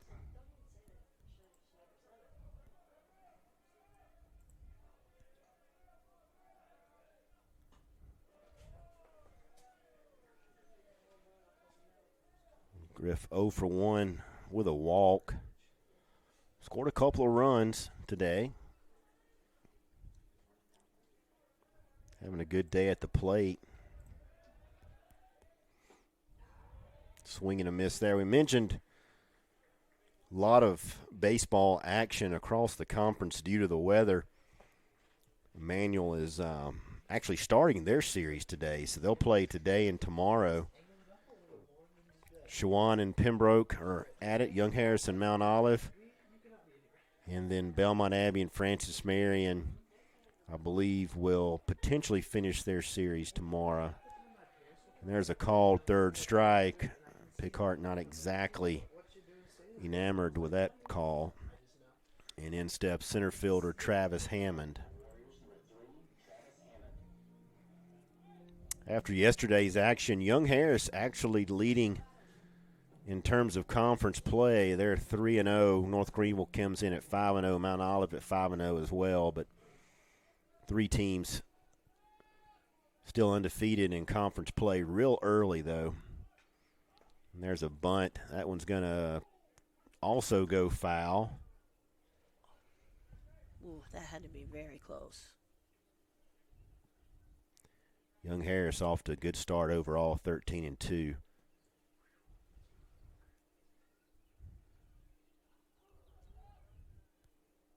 As well.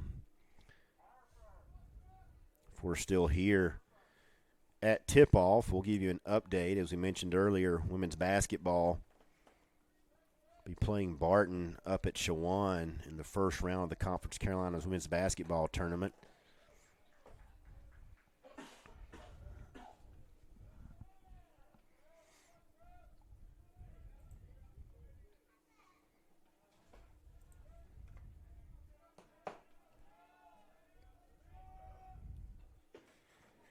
One to Hammond. Quickly goes to 1-2. Track is off this upcoming weekend, or next weekend, however you want to look at it. They'll get back at it March 15th in Columbia at the John Hunter Classic before traveling up to Montreat for the Montreat Invitational. If you've never been to Montreat, that would, I would imagine, be one of the more scenic places at this time of year. Could be a little chilly, but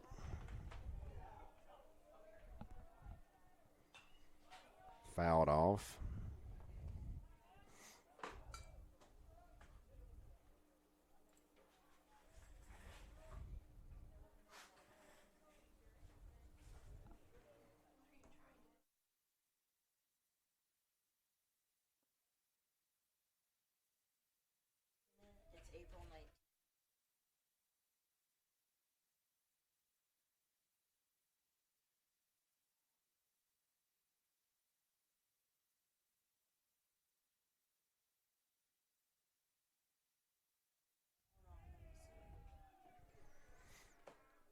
Payoff pitch to Travis Hammond from Taubensee, and that pitch is down in the dirt, so Hammond's going to make his way to first base.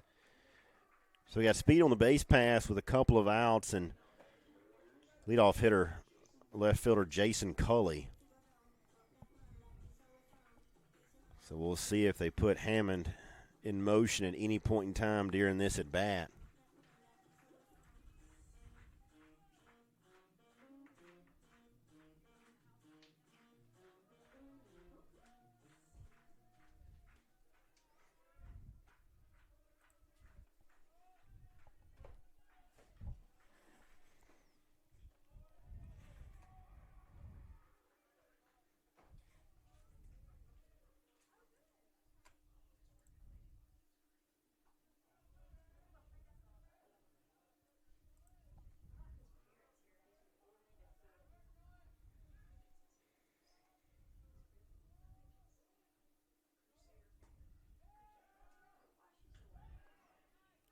Hammond in motion and cut down at second base. Stilling might have made it in there, but obviously our viewpoint doesn't count, so that's going to end the inning. We've played 5. We'll head to the top half of the 6th inning, 8-6 Warriors.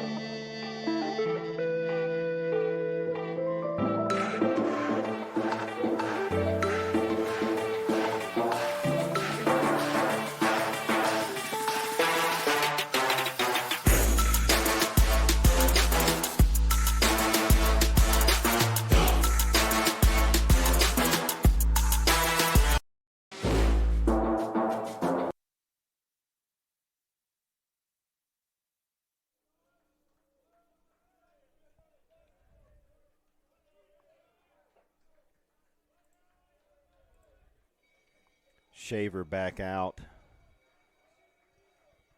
going into his 3rd inning of work here.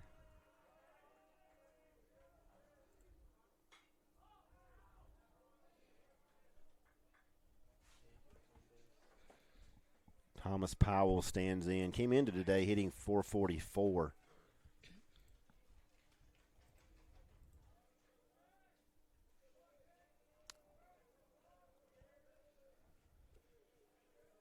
One for 3, or rather 1 for 1 officially with a 3-run home run.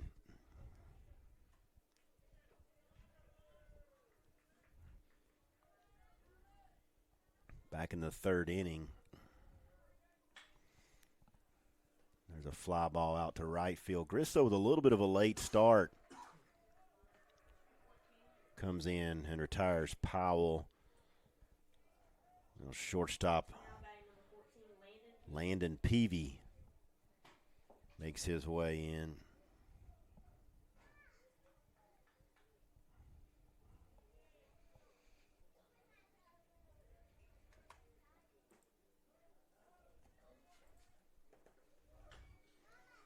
Ground ball, Shaver, see if he can field his position, and he does nicely for another quick 2 outs here in the top half of the 6th inning.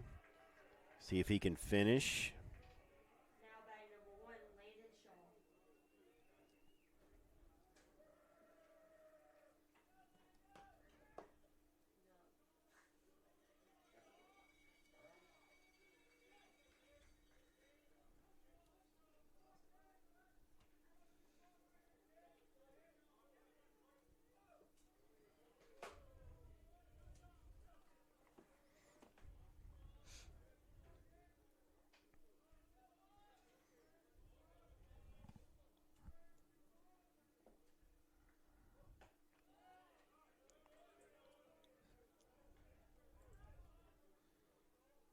Second baseman Landon Shaw, 0 for 2 this afternoon with a strikeout.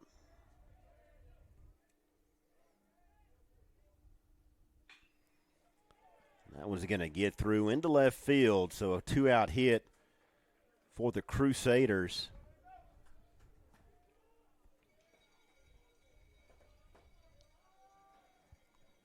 It's going to flip the order over once again, and Dakota Britt stands in 1 for 2 with a couple of runs scored, a double and a walk on the season.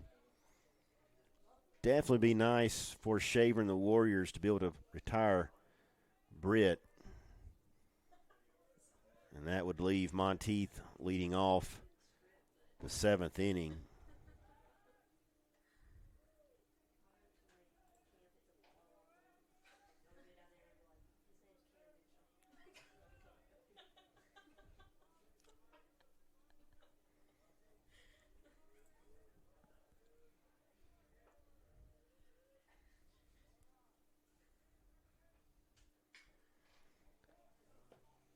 Fly ball out. Coley underneath. 4 to the 3rd out.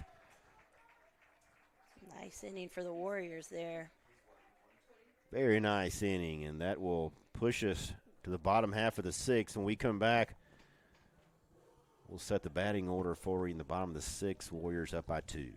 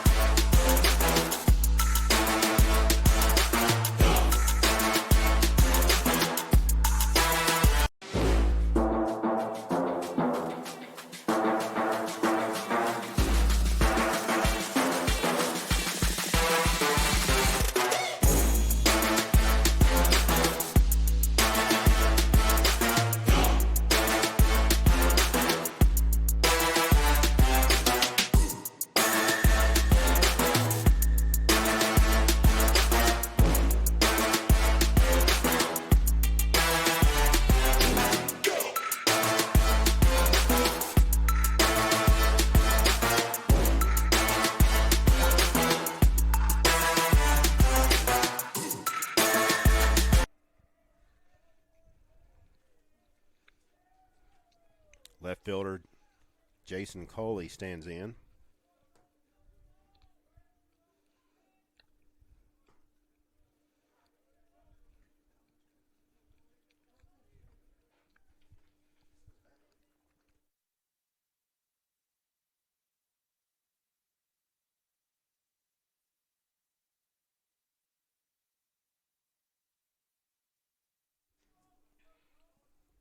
Coley got the 3rd out in the top half of the inning. He gets a chance to lead off here.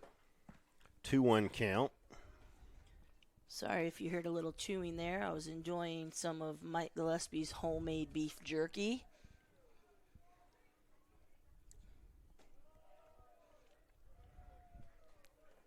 Hitting the market in June of 2024.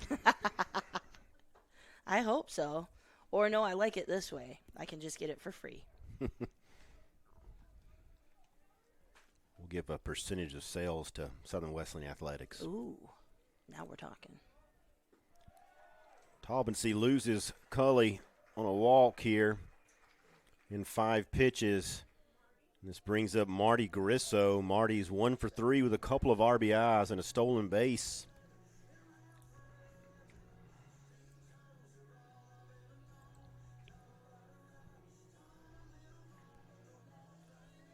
Marty's pushed his average to right around 280. I'm going to see him get on track this season. Very good hitter, good baseball player overall. And Coley is off on the pitch and a tremendous jump. Catcher Cash had virtually no opportunity there.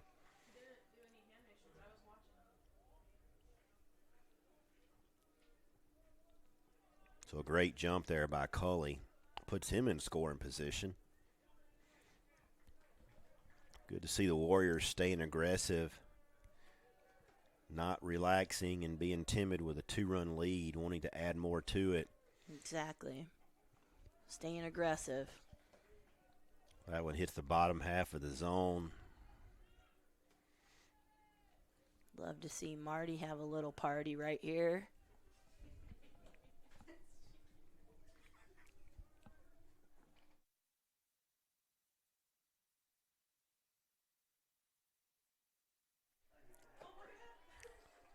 That one's going to fall in. That's what I'm talking about.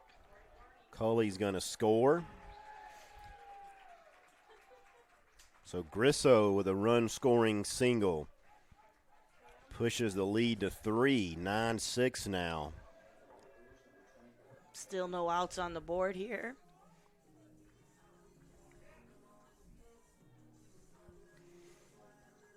Mitchum 0 for 2 today. Has a walk and a couple of strikeouts, but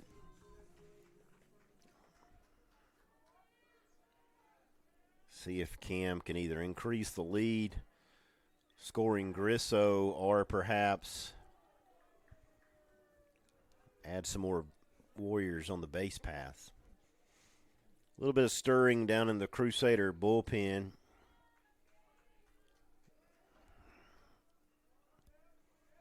We'll see if they get someone up here shortly.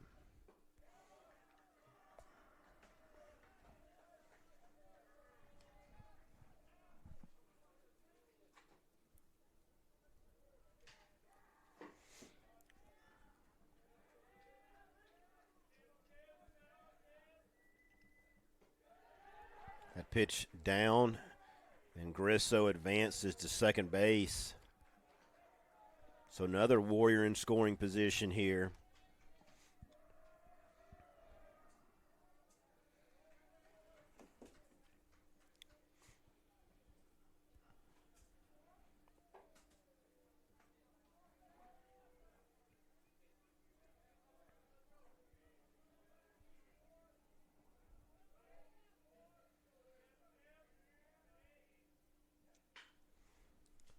Ground ball.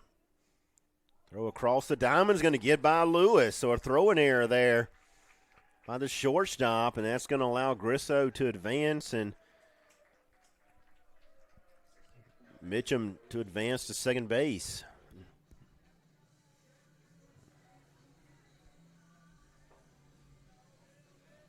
And in steps Jarrett Whitley.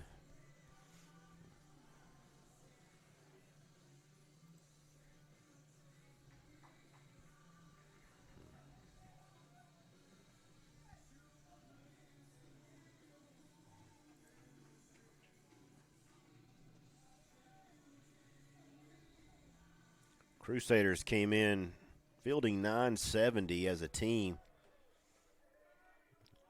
They do play on artificial turf, so that could be elevated a little bit, but some of these have been throwing errors. Not playing their cleanest baseball, and the Warriors have been capitalizing. 10 hits on the day for Southern Wesleyan as well, so they've earned a lot of these runs here today with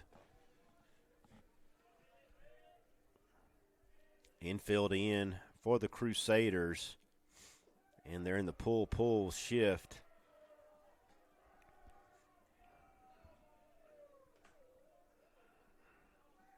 With 3 infielders on the left side of second.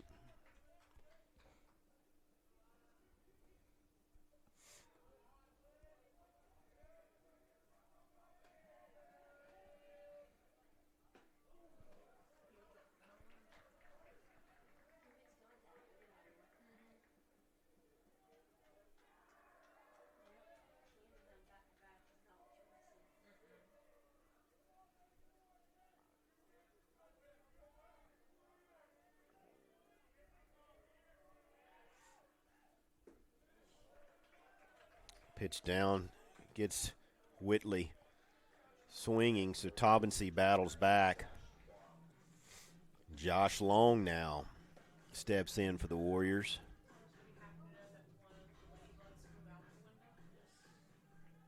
Josh is 1 for 3 today with a strikeout. Infield still in, but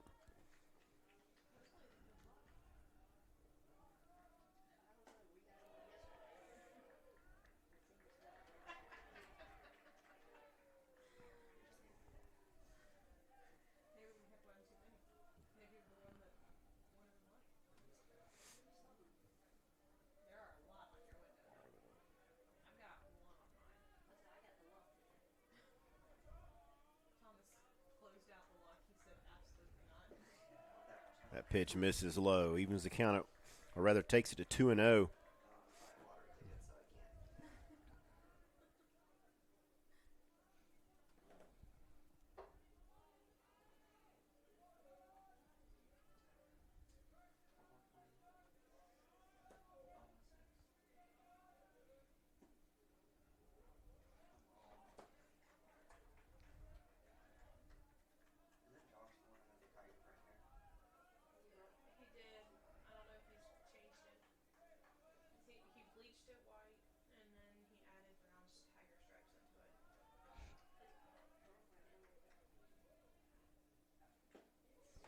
Swing and a miss. Foul tip pushes it to 2-2.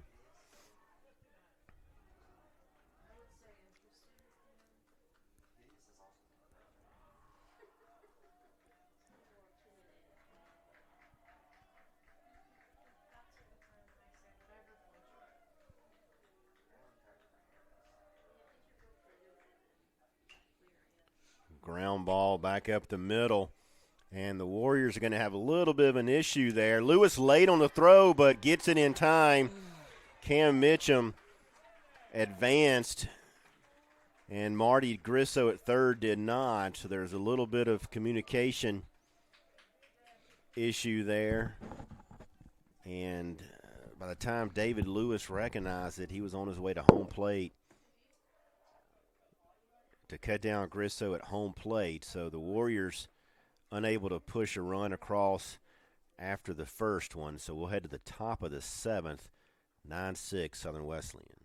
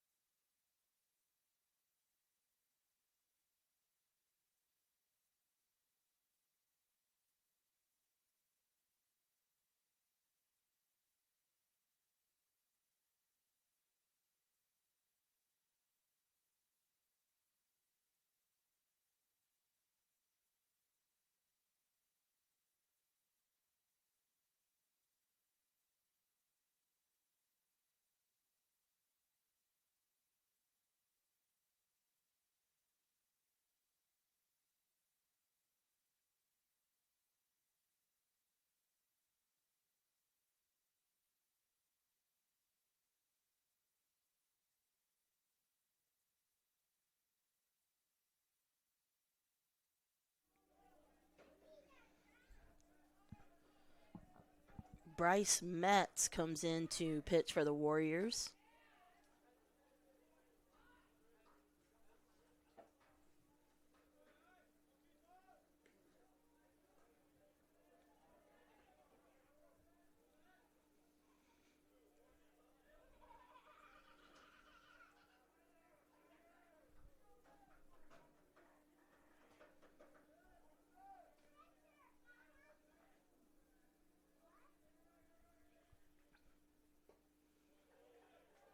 They had subs too. If y'all would want a sub instead of pizza.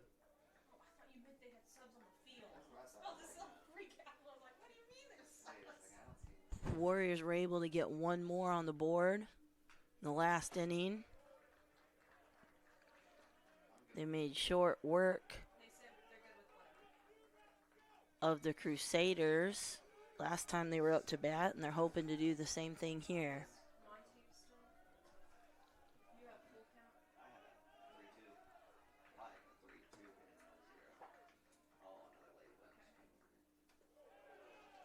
Y'all want a sub or a pizza? Start out with a walk this inning. Coming up to bat now for the Crusaders, number 17. I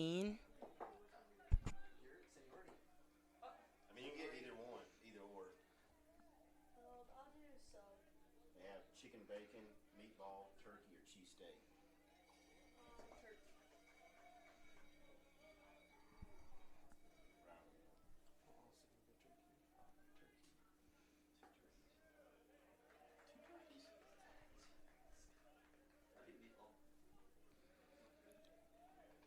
Gracie, anything? Yeah, I'll take a chicken bacon. Or we could do pizza too. Anything?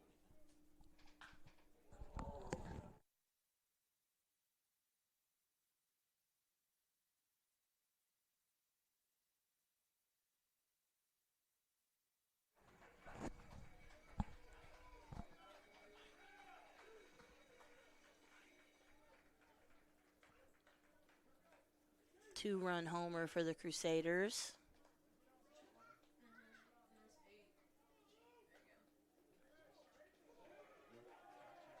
Moves the score to 8-9. Now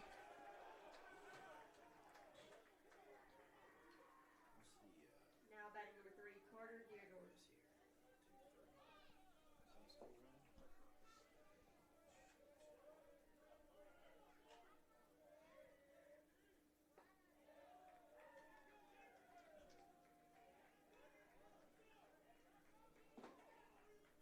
Mets getting on track here.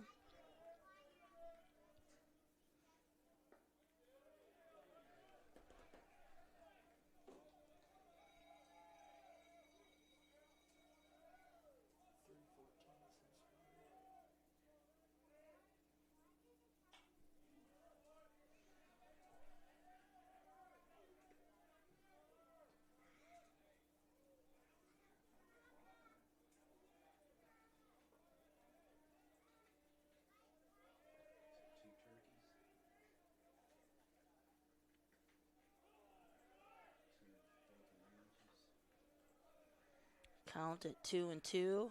No outs here. Top of the 7th.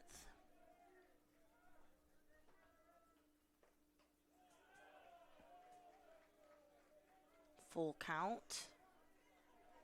Warriors are looking for the first out of the inning.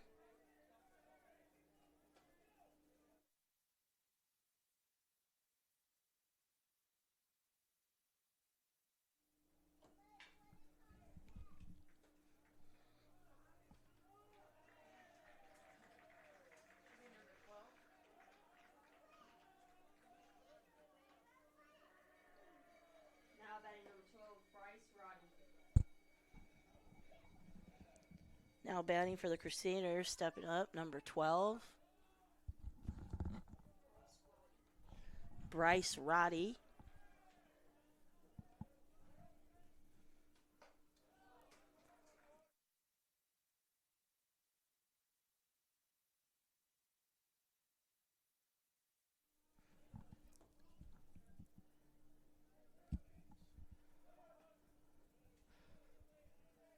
Shows bunt, but pulls it back.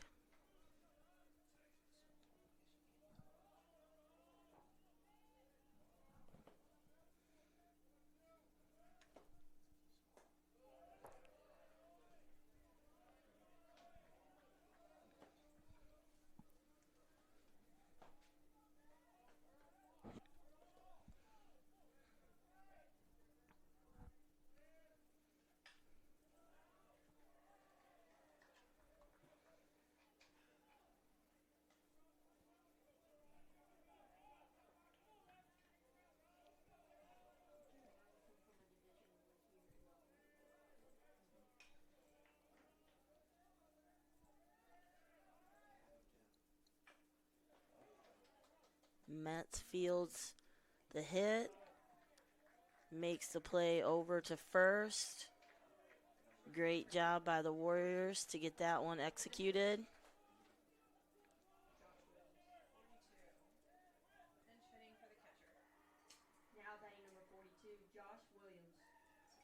We got a pinch hitter coming up for the Crusaders, number 42, Williams.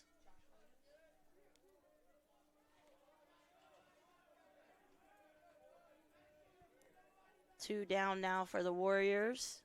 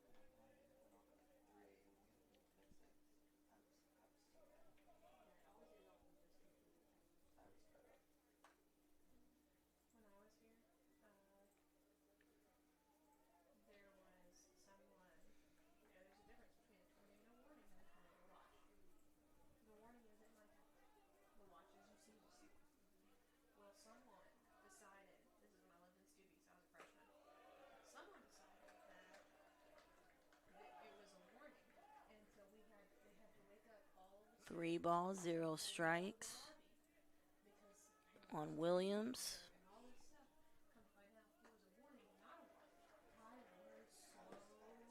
Mets battling back now to 1-3.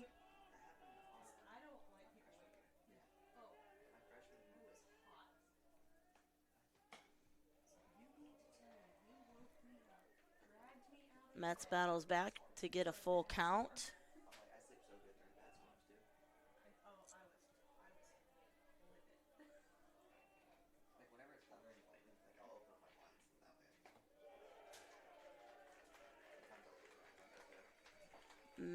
Williams picks up a walk. Still 2 outs for the Warriors. Thomas Powell step into the plate for North Greenville.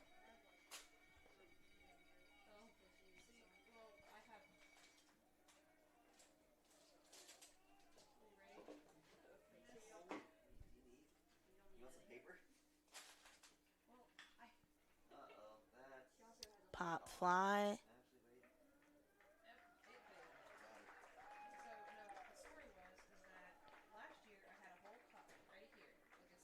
Heading into the bottom of the 7th with the Warriors leading 9-8. We'll be back in just a few minutes.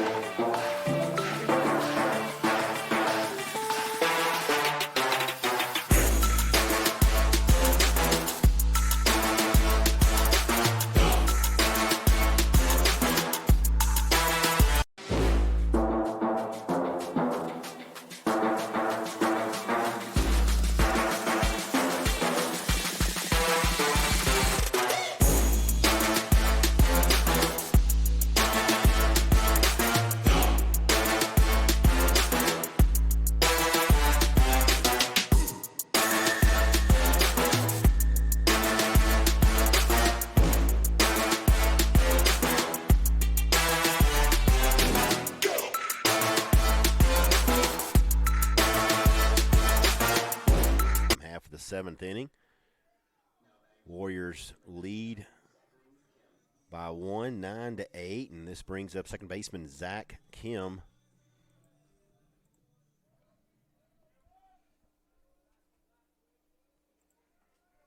New pitcher on the mound in the form of Dawson Taylor.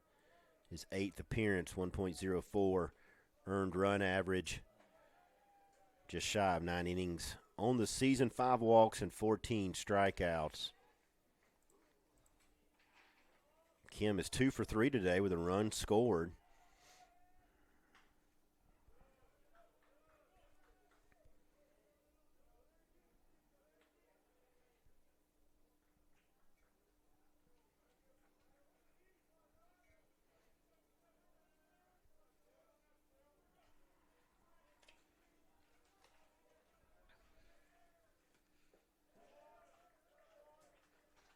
Warriors have put up 9 runs off 10 hits, a couple of errors. Crusaders scratched out 8 runs, 7 hits, and 4 errors on this game today.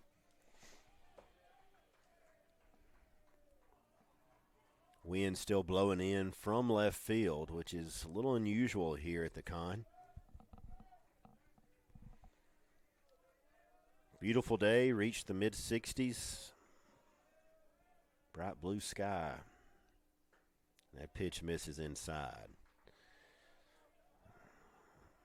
More action in the Crusader bullpen. No one stirring. Actually, someone is up and throwing in the Warrior bullpen now as I speak.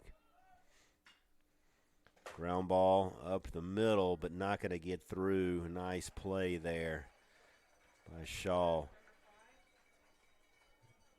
Cutting across, fielding behind the bag.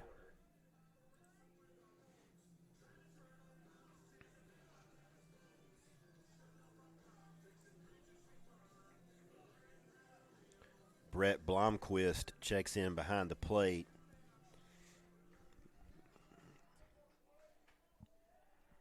He called, I know, the second game of the doubleheader yesterday.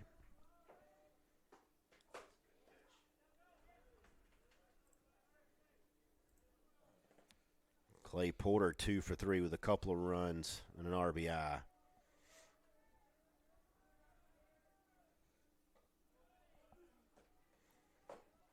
Lower half of the lineup today has produced well for the Warriors. They've scored over half of the runs today.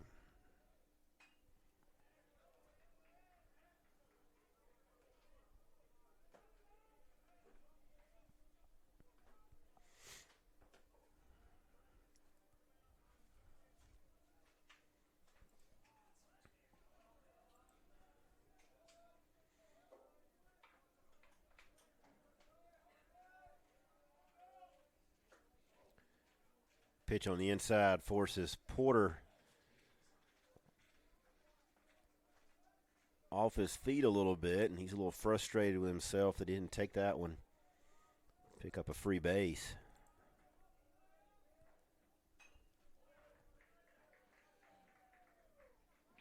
Clay also from California. Interesting enough, he has a hat business. His hats are nice, too. I've seen some around campus. They Pretty are. good looking. I believe he calls it the Dusty Bunch, if I'm not mistaken.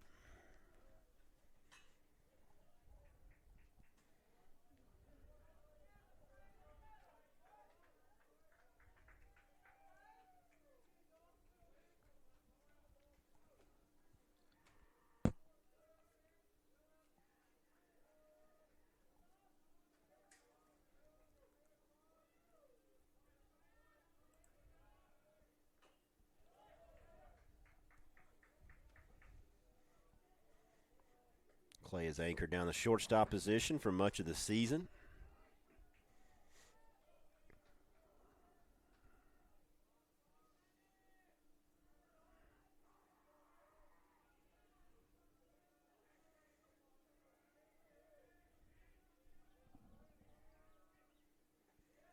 That pitch in the dirt as well. So obviously, scouting report on Porter is to come in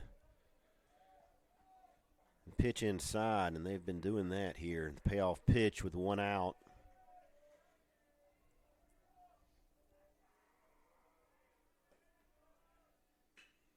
That one gets the outside part of the plate, and Porter promptly flips it into right field. So a good piece of hitting right there.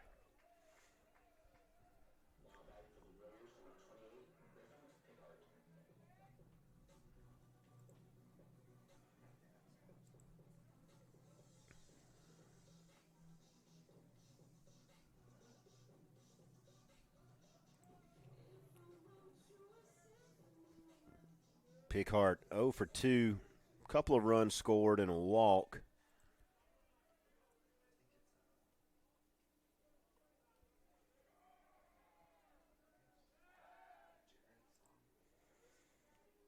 Freshman from Simpsonville, South Carolina. Former Maverick from Malden High School. So he's a local.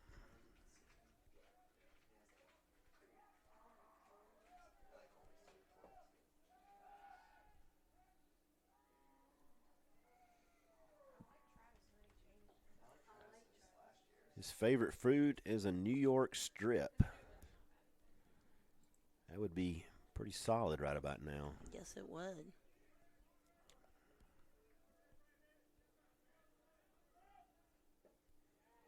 Pitch misses down and in for Pickhart.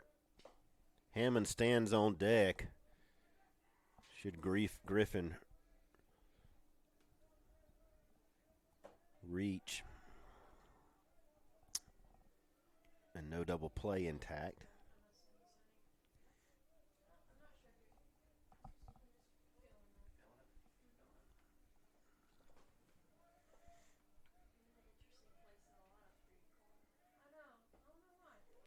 Swing and a miss. Julie, enjoyed having you on the broadcast today. Well, thank you. I've enjoyed being here. First opportunity we've had this academic year.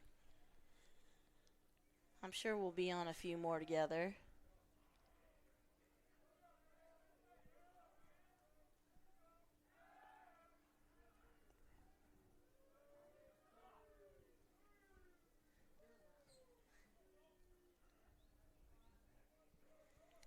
Any big plans for this upcoming spring break? Yeah, I think I'll spend a lot of it here at SWU. Nice. Yeah, spring break, not quite what it is for faculty and staff, rather what it is for the students. A little different. Yes, it is, but still it should be a little quieter and get some things done, get ahead on some things hopefully. And also, yeah, I do plan on taking a couple days off.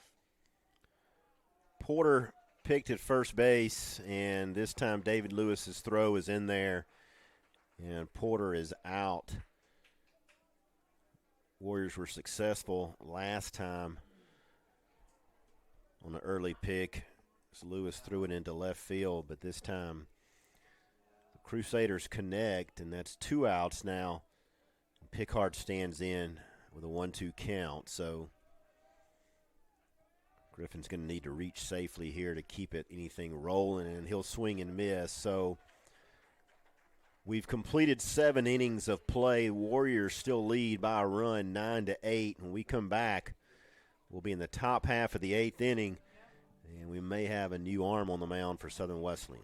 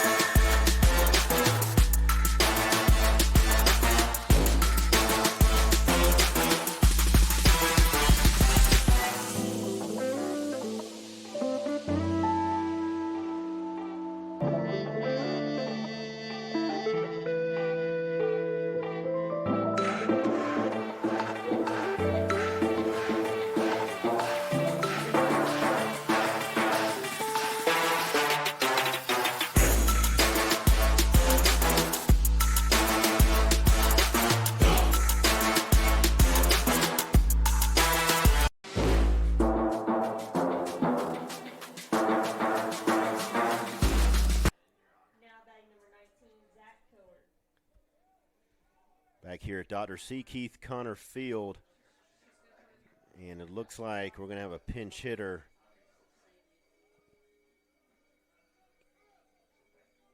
in the form of number 19, Zach Cowart. He's batting .351.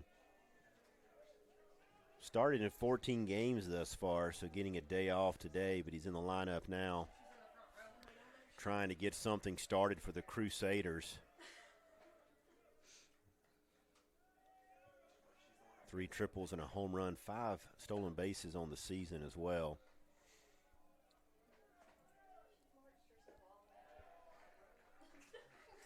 Jackson Turner on the mound for the Warriors. He's 2-1, 9th appearance, 4.32 earned run average. A little over 8 innings of action thus far this year. That pitch in there for a called third strike, and Cowart's going to head back to the dugout in dismay.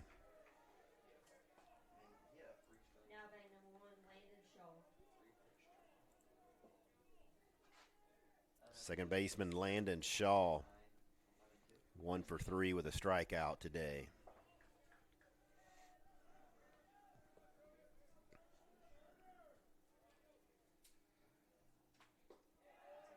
Pitch in there for a strike. So Turner coming in, filling up the zone.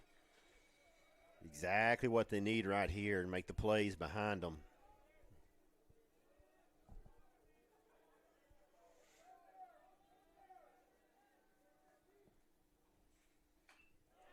Head coach Matt Robinson would really like to see Turner retire Shaw here and flip the order with nobody on,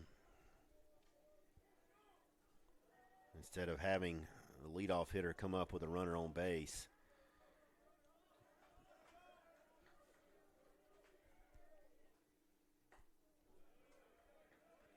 Pitch misses just outside. Shaw making his 12th start of the season. 42 at-bats and 10 RBIs. He's had some quality at-bats throughout the season, it seems. Pop up on the infield. We'll see he takes this. Josh Long is underneath it and makes the catch. Porter was battling the sun a little bit. So Turner has come in and retired the first 2 hitters he's faced. And leadoff hitter Dakota Britt batting here in the 8th inning with a couple of outs. Britt came in today hitting .353. He's 1 for 3 with a couple of runs scored, a walk, and a double to his credit. Takes this one down in the zone.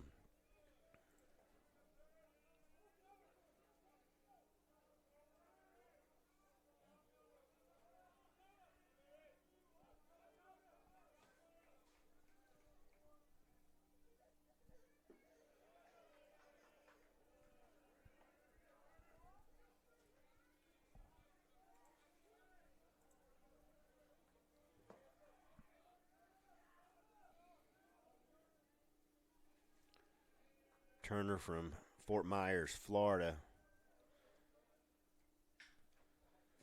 This one's popped up to center field, drifting back away from Hammond, but he makes the play in left center field, just a few steps shy of Cully. So Turner comes in, does his job. We'll head to the bottom of the 8th, see if the Warriors can grab some insurance runs.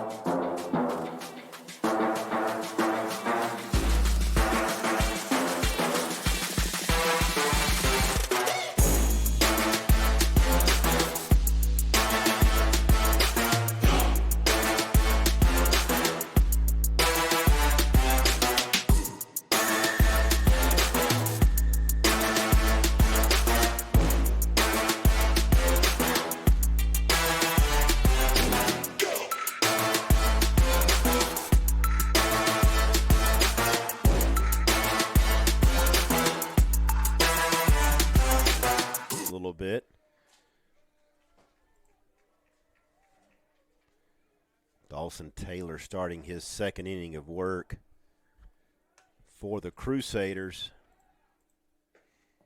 Shows bunt again, takes a second pitch in there for a ball. Hammond 0 for 2 with a walk and a strikeout. Was caught stealing earlier in the game. Shows bunt, this time puts it down, and it's going to go foul. So Bloomquist making the decision to hold off on fielding the baseball, reading the backspin, and it did bounce into foul territory.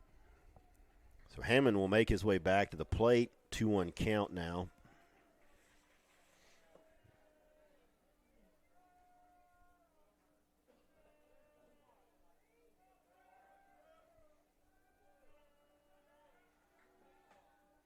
Shows bunt again. Another bunt. This time Lewis is up and over, and out is made.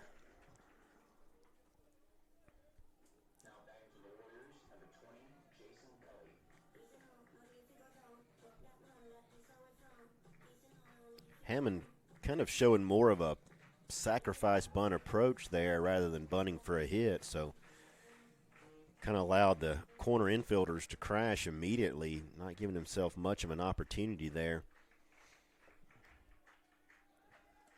Coley stands in, lefty on lefty again.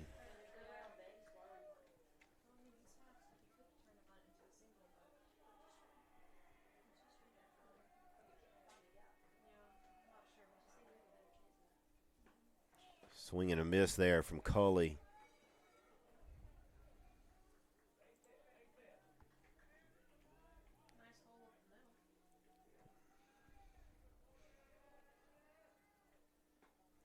That one just misses off the plate.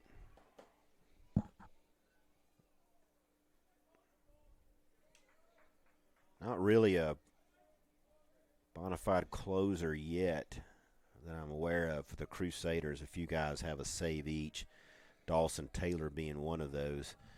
This one goes back to the backstop. We have a little bit of action in the Crusader bullpen, a little bit of stirring in the Warrior bullpen. You would think as we get into the ninth inning soon, there'll be some matchups being played. And a swing and a miss there. This is going to bring up Marty Grisso.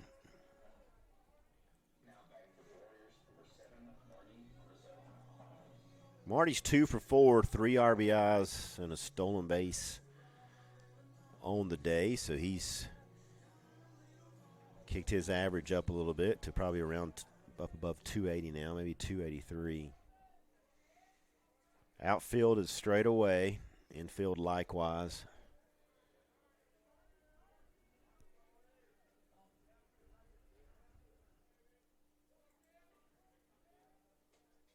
Third baseman Roddy playing about even with the bag.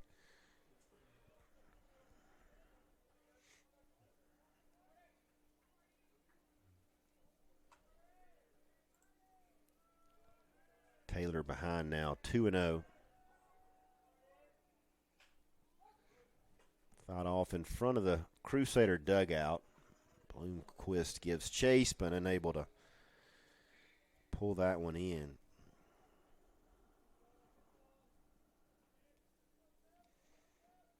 As we mentioned at the start of the game, Warriors looking to salvage this series. Dropped both ends of the doubleheader yesterday.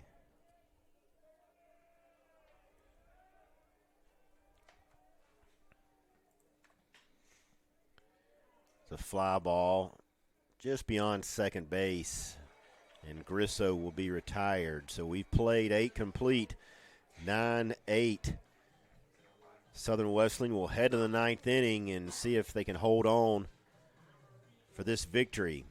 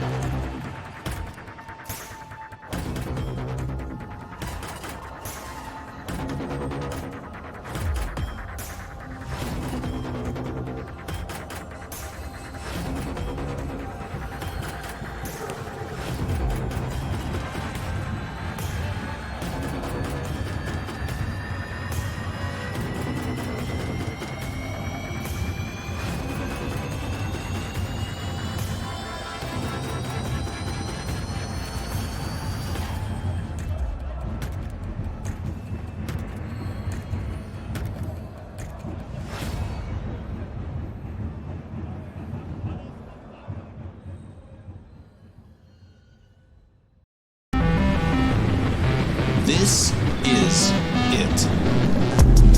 Step into community, step into faith, step into life. Step into Southern Wesleyan University. Ninth inning here at Dr. C. Keith Connor Field. Jackson Turner remains on the mound for the Warriors, and Pat Monteith steps in to lead off the ninth inning for the Crusaders, trailing by a run. And he takes this one on the outside corner. Monteith not exactly happy about that call, but he'll stand in 0-1. Monteith is 1 for 3 with a run scored, an RBI, and a double. Also picked up a walk earlier. North Greenville trailing, as we mentioned, 9-8. Warriors need 3 outs before a Crusader crosses the plate to pick up this win. And there's a base hit into right field.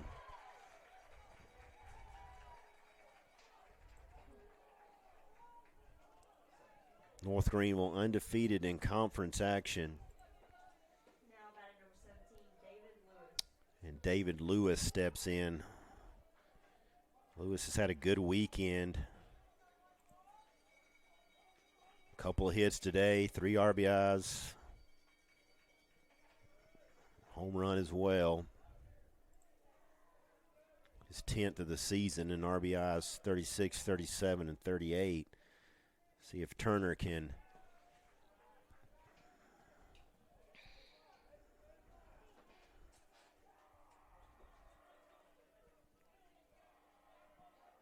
wrap this game up and pick up the save here.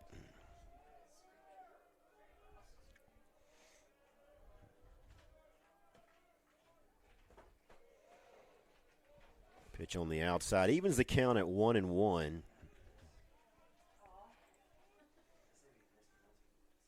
Carter Deerdorf waits to hit next, the designated hitter. He's 1 for 4 with an RBI and a double, or rather a run scored and a double. Quick pick over to first, sends Monteith back in, sliding head first.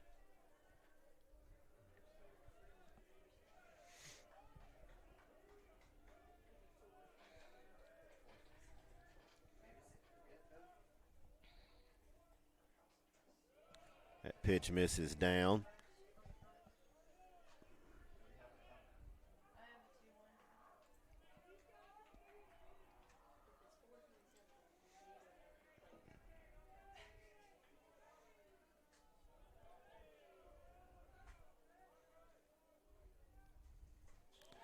That pitch up and in to Lewis and allows Monteith to make his way down to second base. So it'll be a 3-1 count.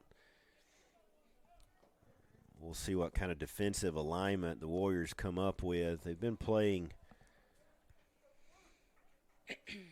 Lewis to pull. In fact, yesterday they actually had 4 outfielders in an attempt to play their percentages. Left side of the infield is definitely in a pull position. Big swing and a miss. Pushes it to full count.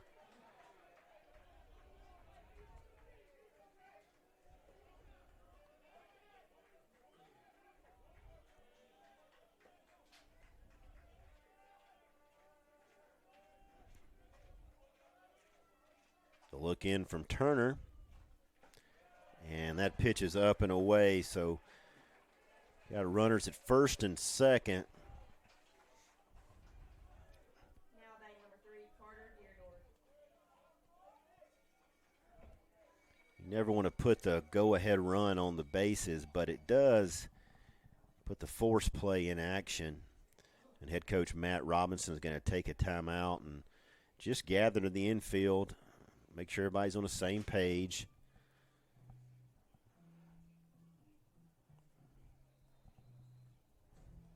We're going to take a quick break. When we come back, we'll have first and second. No outs here in the top half of the ninth inning.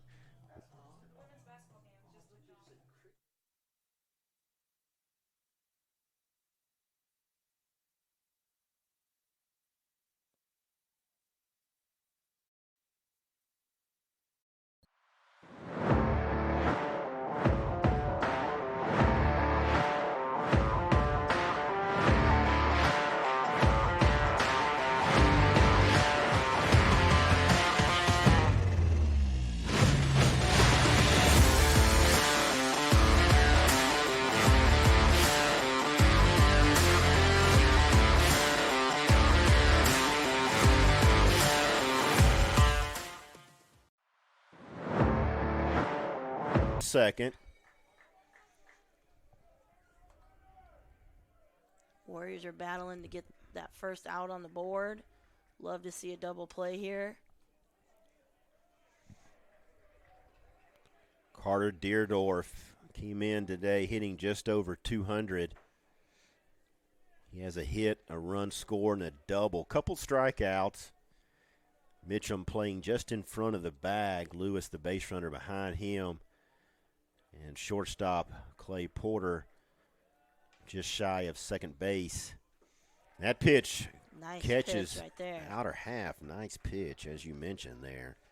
Very nice pitch from Turner. Roddy awaits on deck. North Greenville threatening Warriors with a 1-run lead. That ball is going to get down and into left field, which will allow Monteith to score. And we are tied up here in the top half of the ninth. First and second now for the Crusaders.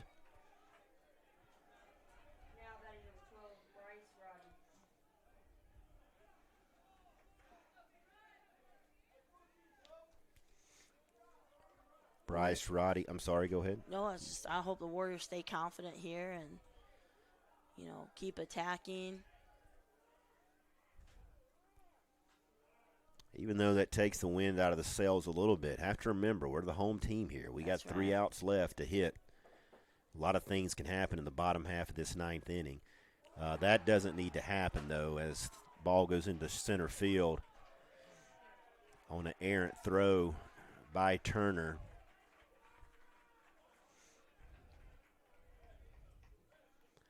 And Crusaders advance to second and third. We'll check the infield. When they get set, going to have a pinch runner come in. So it looks like Colin Fowler is going to come in and run at second, and we're going to have a mound visit. And I believe that's going to be a pitching change. If I'm not mistaken, he may be out of visit. So we're going to take a 30 seconds. When we come back, we'll get everything set for you.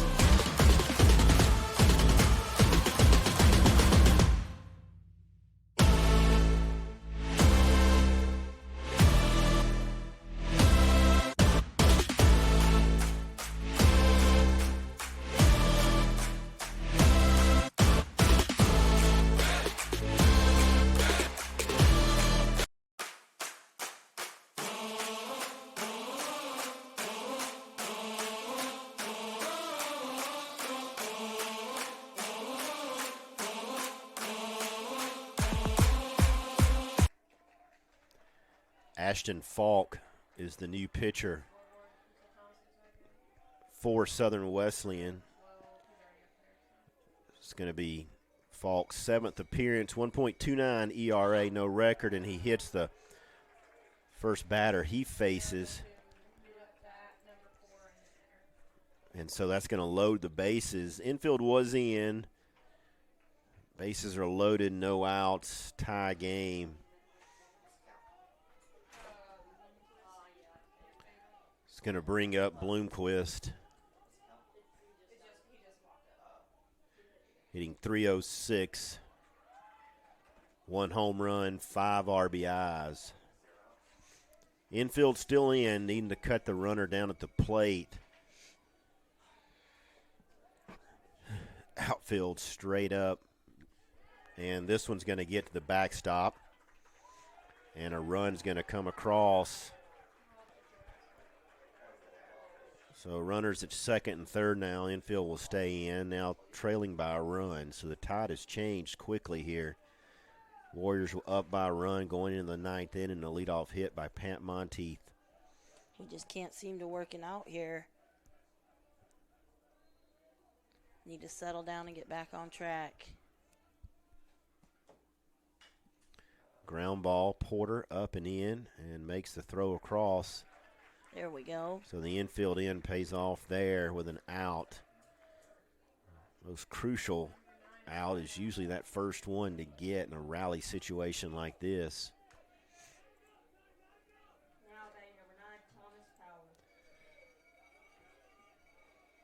Thomas Powell came into today hitting .444 as his 13th start on the season. And he's 1 for 3 with a home run and 3 RBIs. Pop up on the infield. Porter back just into the outfield grass. So he gets the second out. 2 quick ones there. That's what we needed.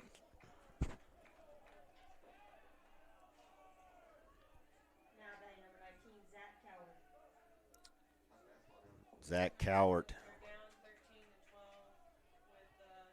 who I believe led off this inning with a strikeout.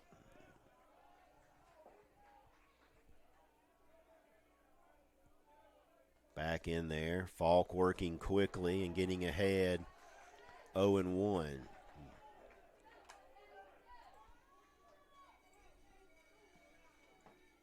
Cowart, as you mentioned, getting the day off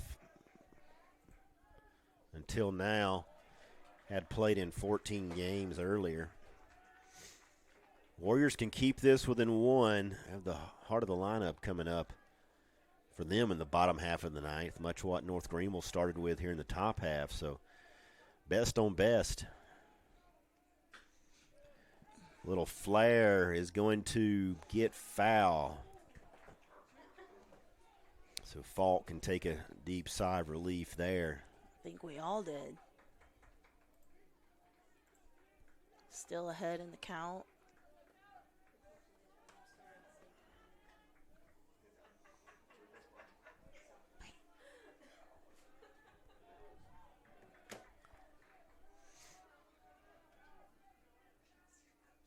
That pitch upstairs.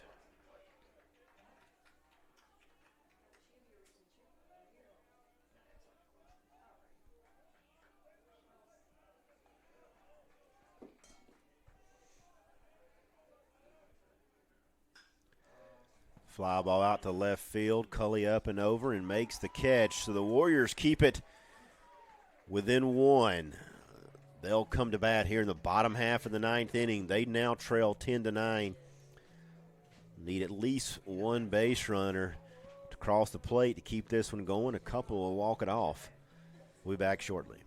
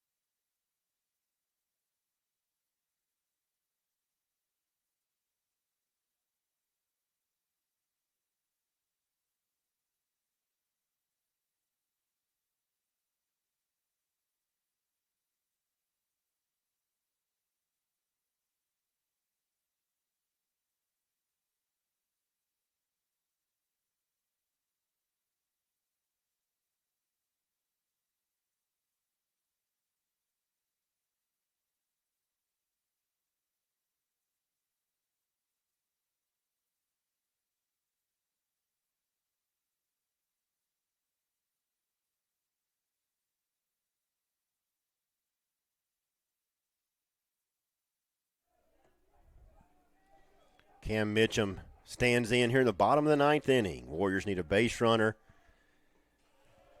for the tying run.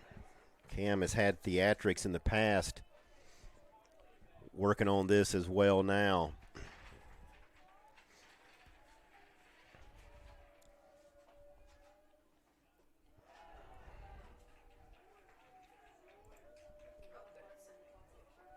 One-two count, no outs.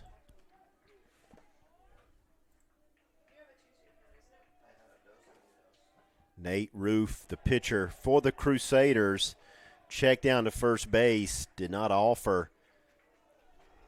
Got a full count here.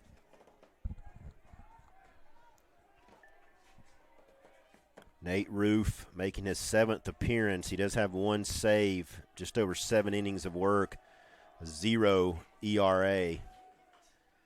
And that one's fouled at the plate.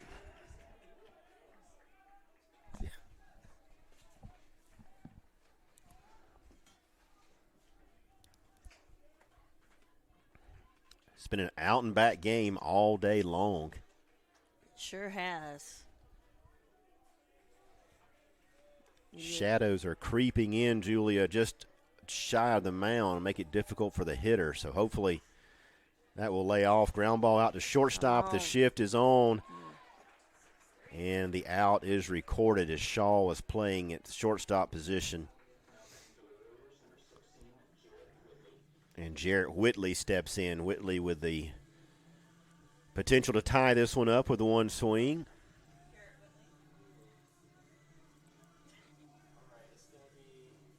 Three for 4 with a run scored, 2 RBIs. So Jarrett, one of 2 Warrior hitters today with 3 hits. Warriors have 11 on the day, and he'll take this one inside. Didn't like it, shakes it off. He's got a couple more to work with.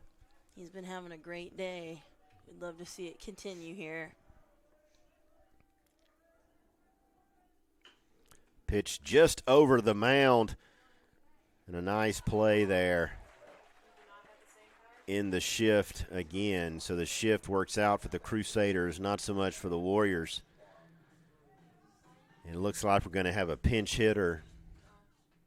I believe that's going to be Jonathan Overton. Comes in hitting .231, no home runs, 3 RBIs. So Nate Roof searching for his 2nd save. Jonathan Overton looking to extend this game. That pitch down in the dirt. Overton encounters a 1-0 count. Warriors seem to have had quite a few rallies with 2 outs today, so that's what we're looking for right here.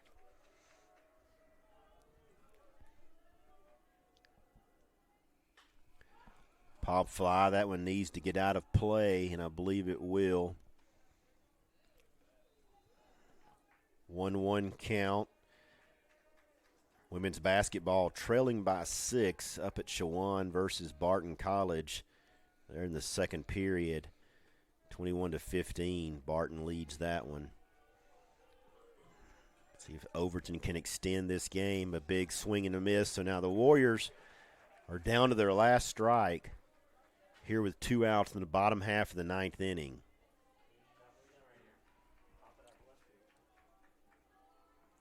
The pitch from Roof. A check swing. Third base umpire says he did go. And with that, a strikeout to end the game. And the Warriors lose a heartbreaker here in the 3rd game of the series. They were trying to salvage it, led for much of the latter half of the game. 10 runs, 9 hits, 4 errors for North Greenville in the win. The Warriors dropped this one 9 runs, 11 hits, and 3 errors. As we mentioned, Southern Wesleyan will be off with no non-conference action middle of the week next week. So their next opportunity will be as they travel to Due West and face Erskine College. Thanks for listening. Hope you have a good weekend. We'll catch you next time.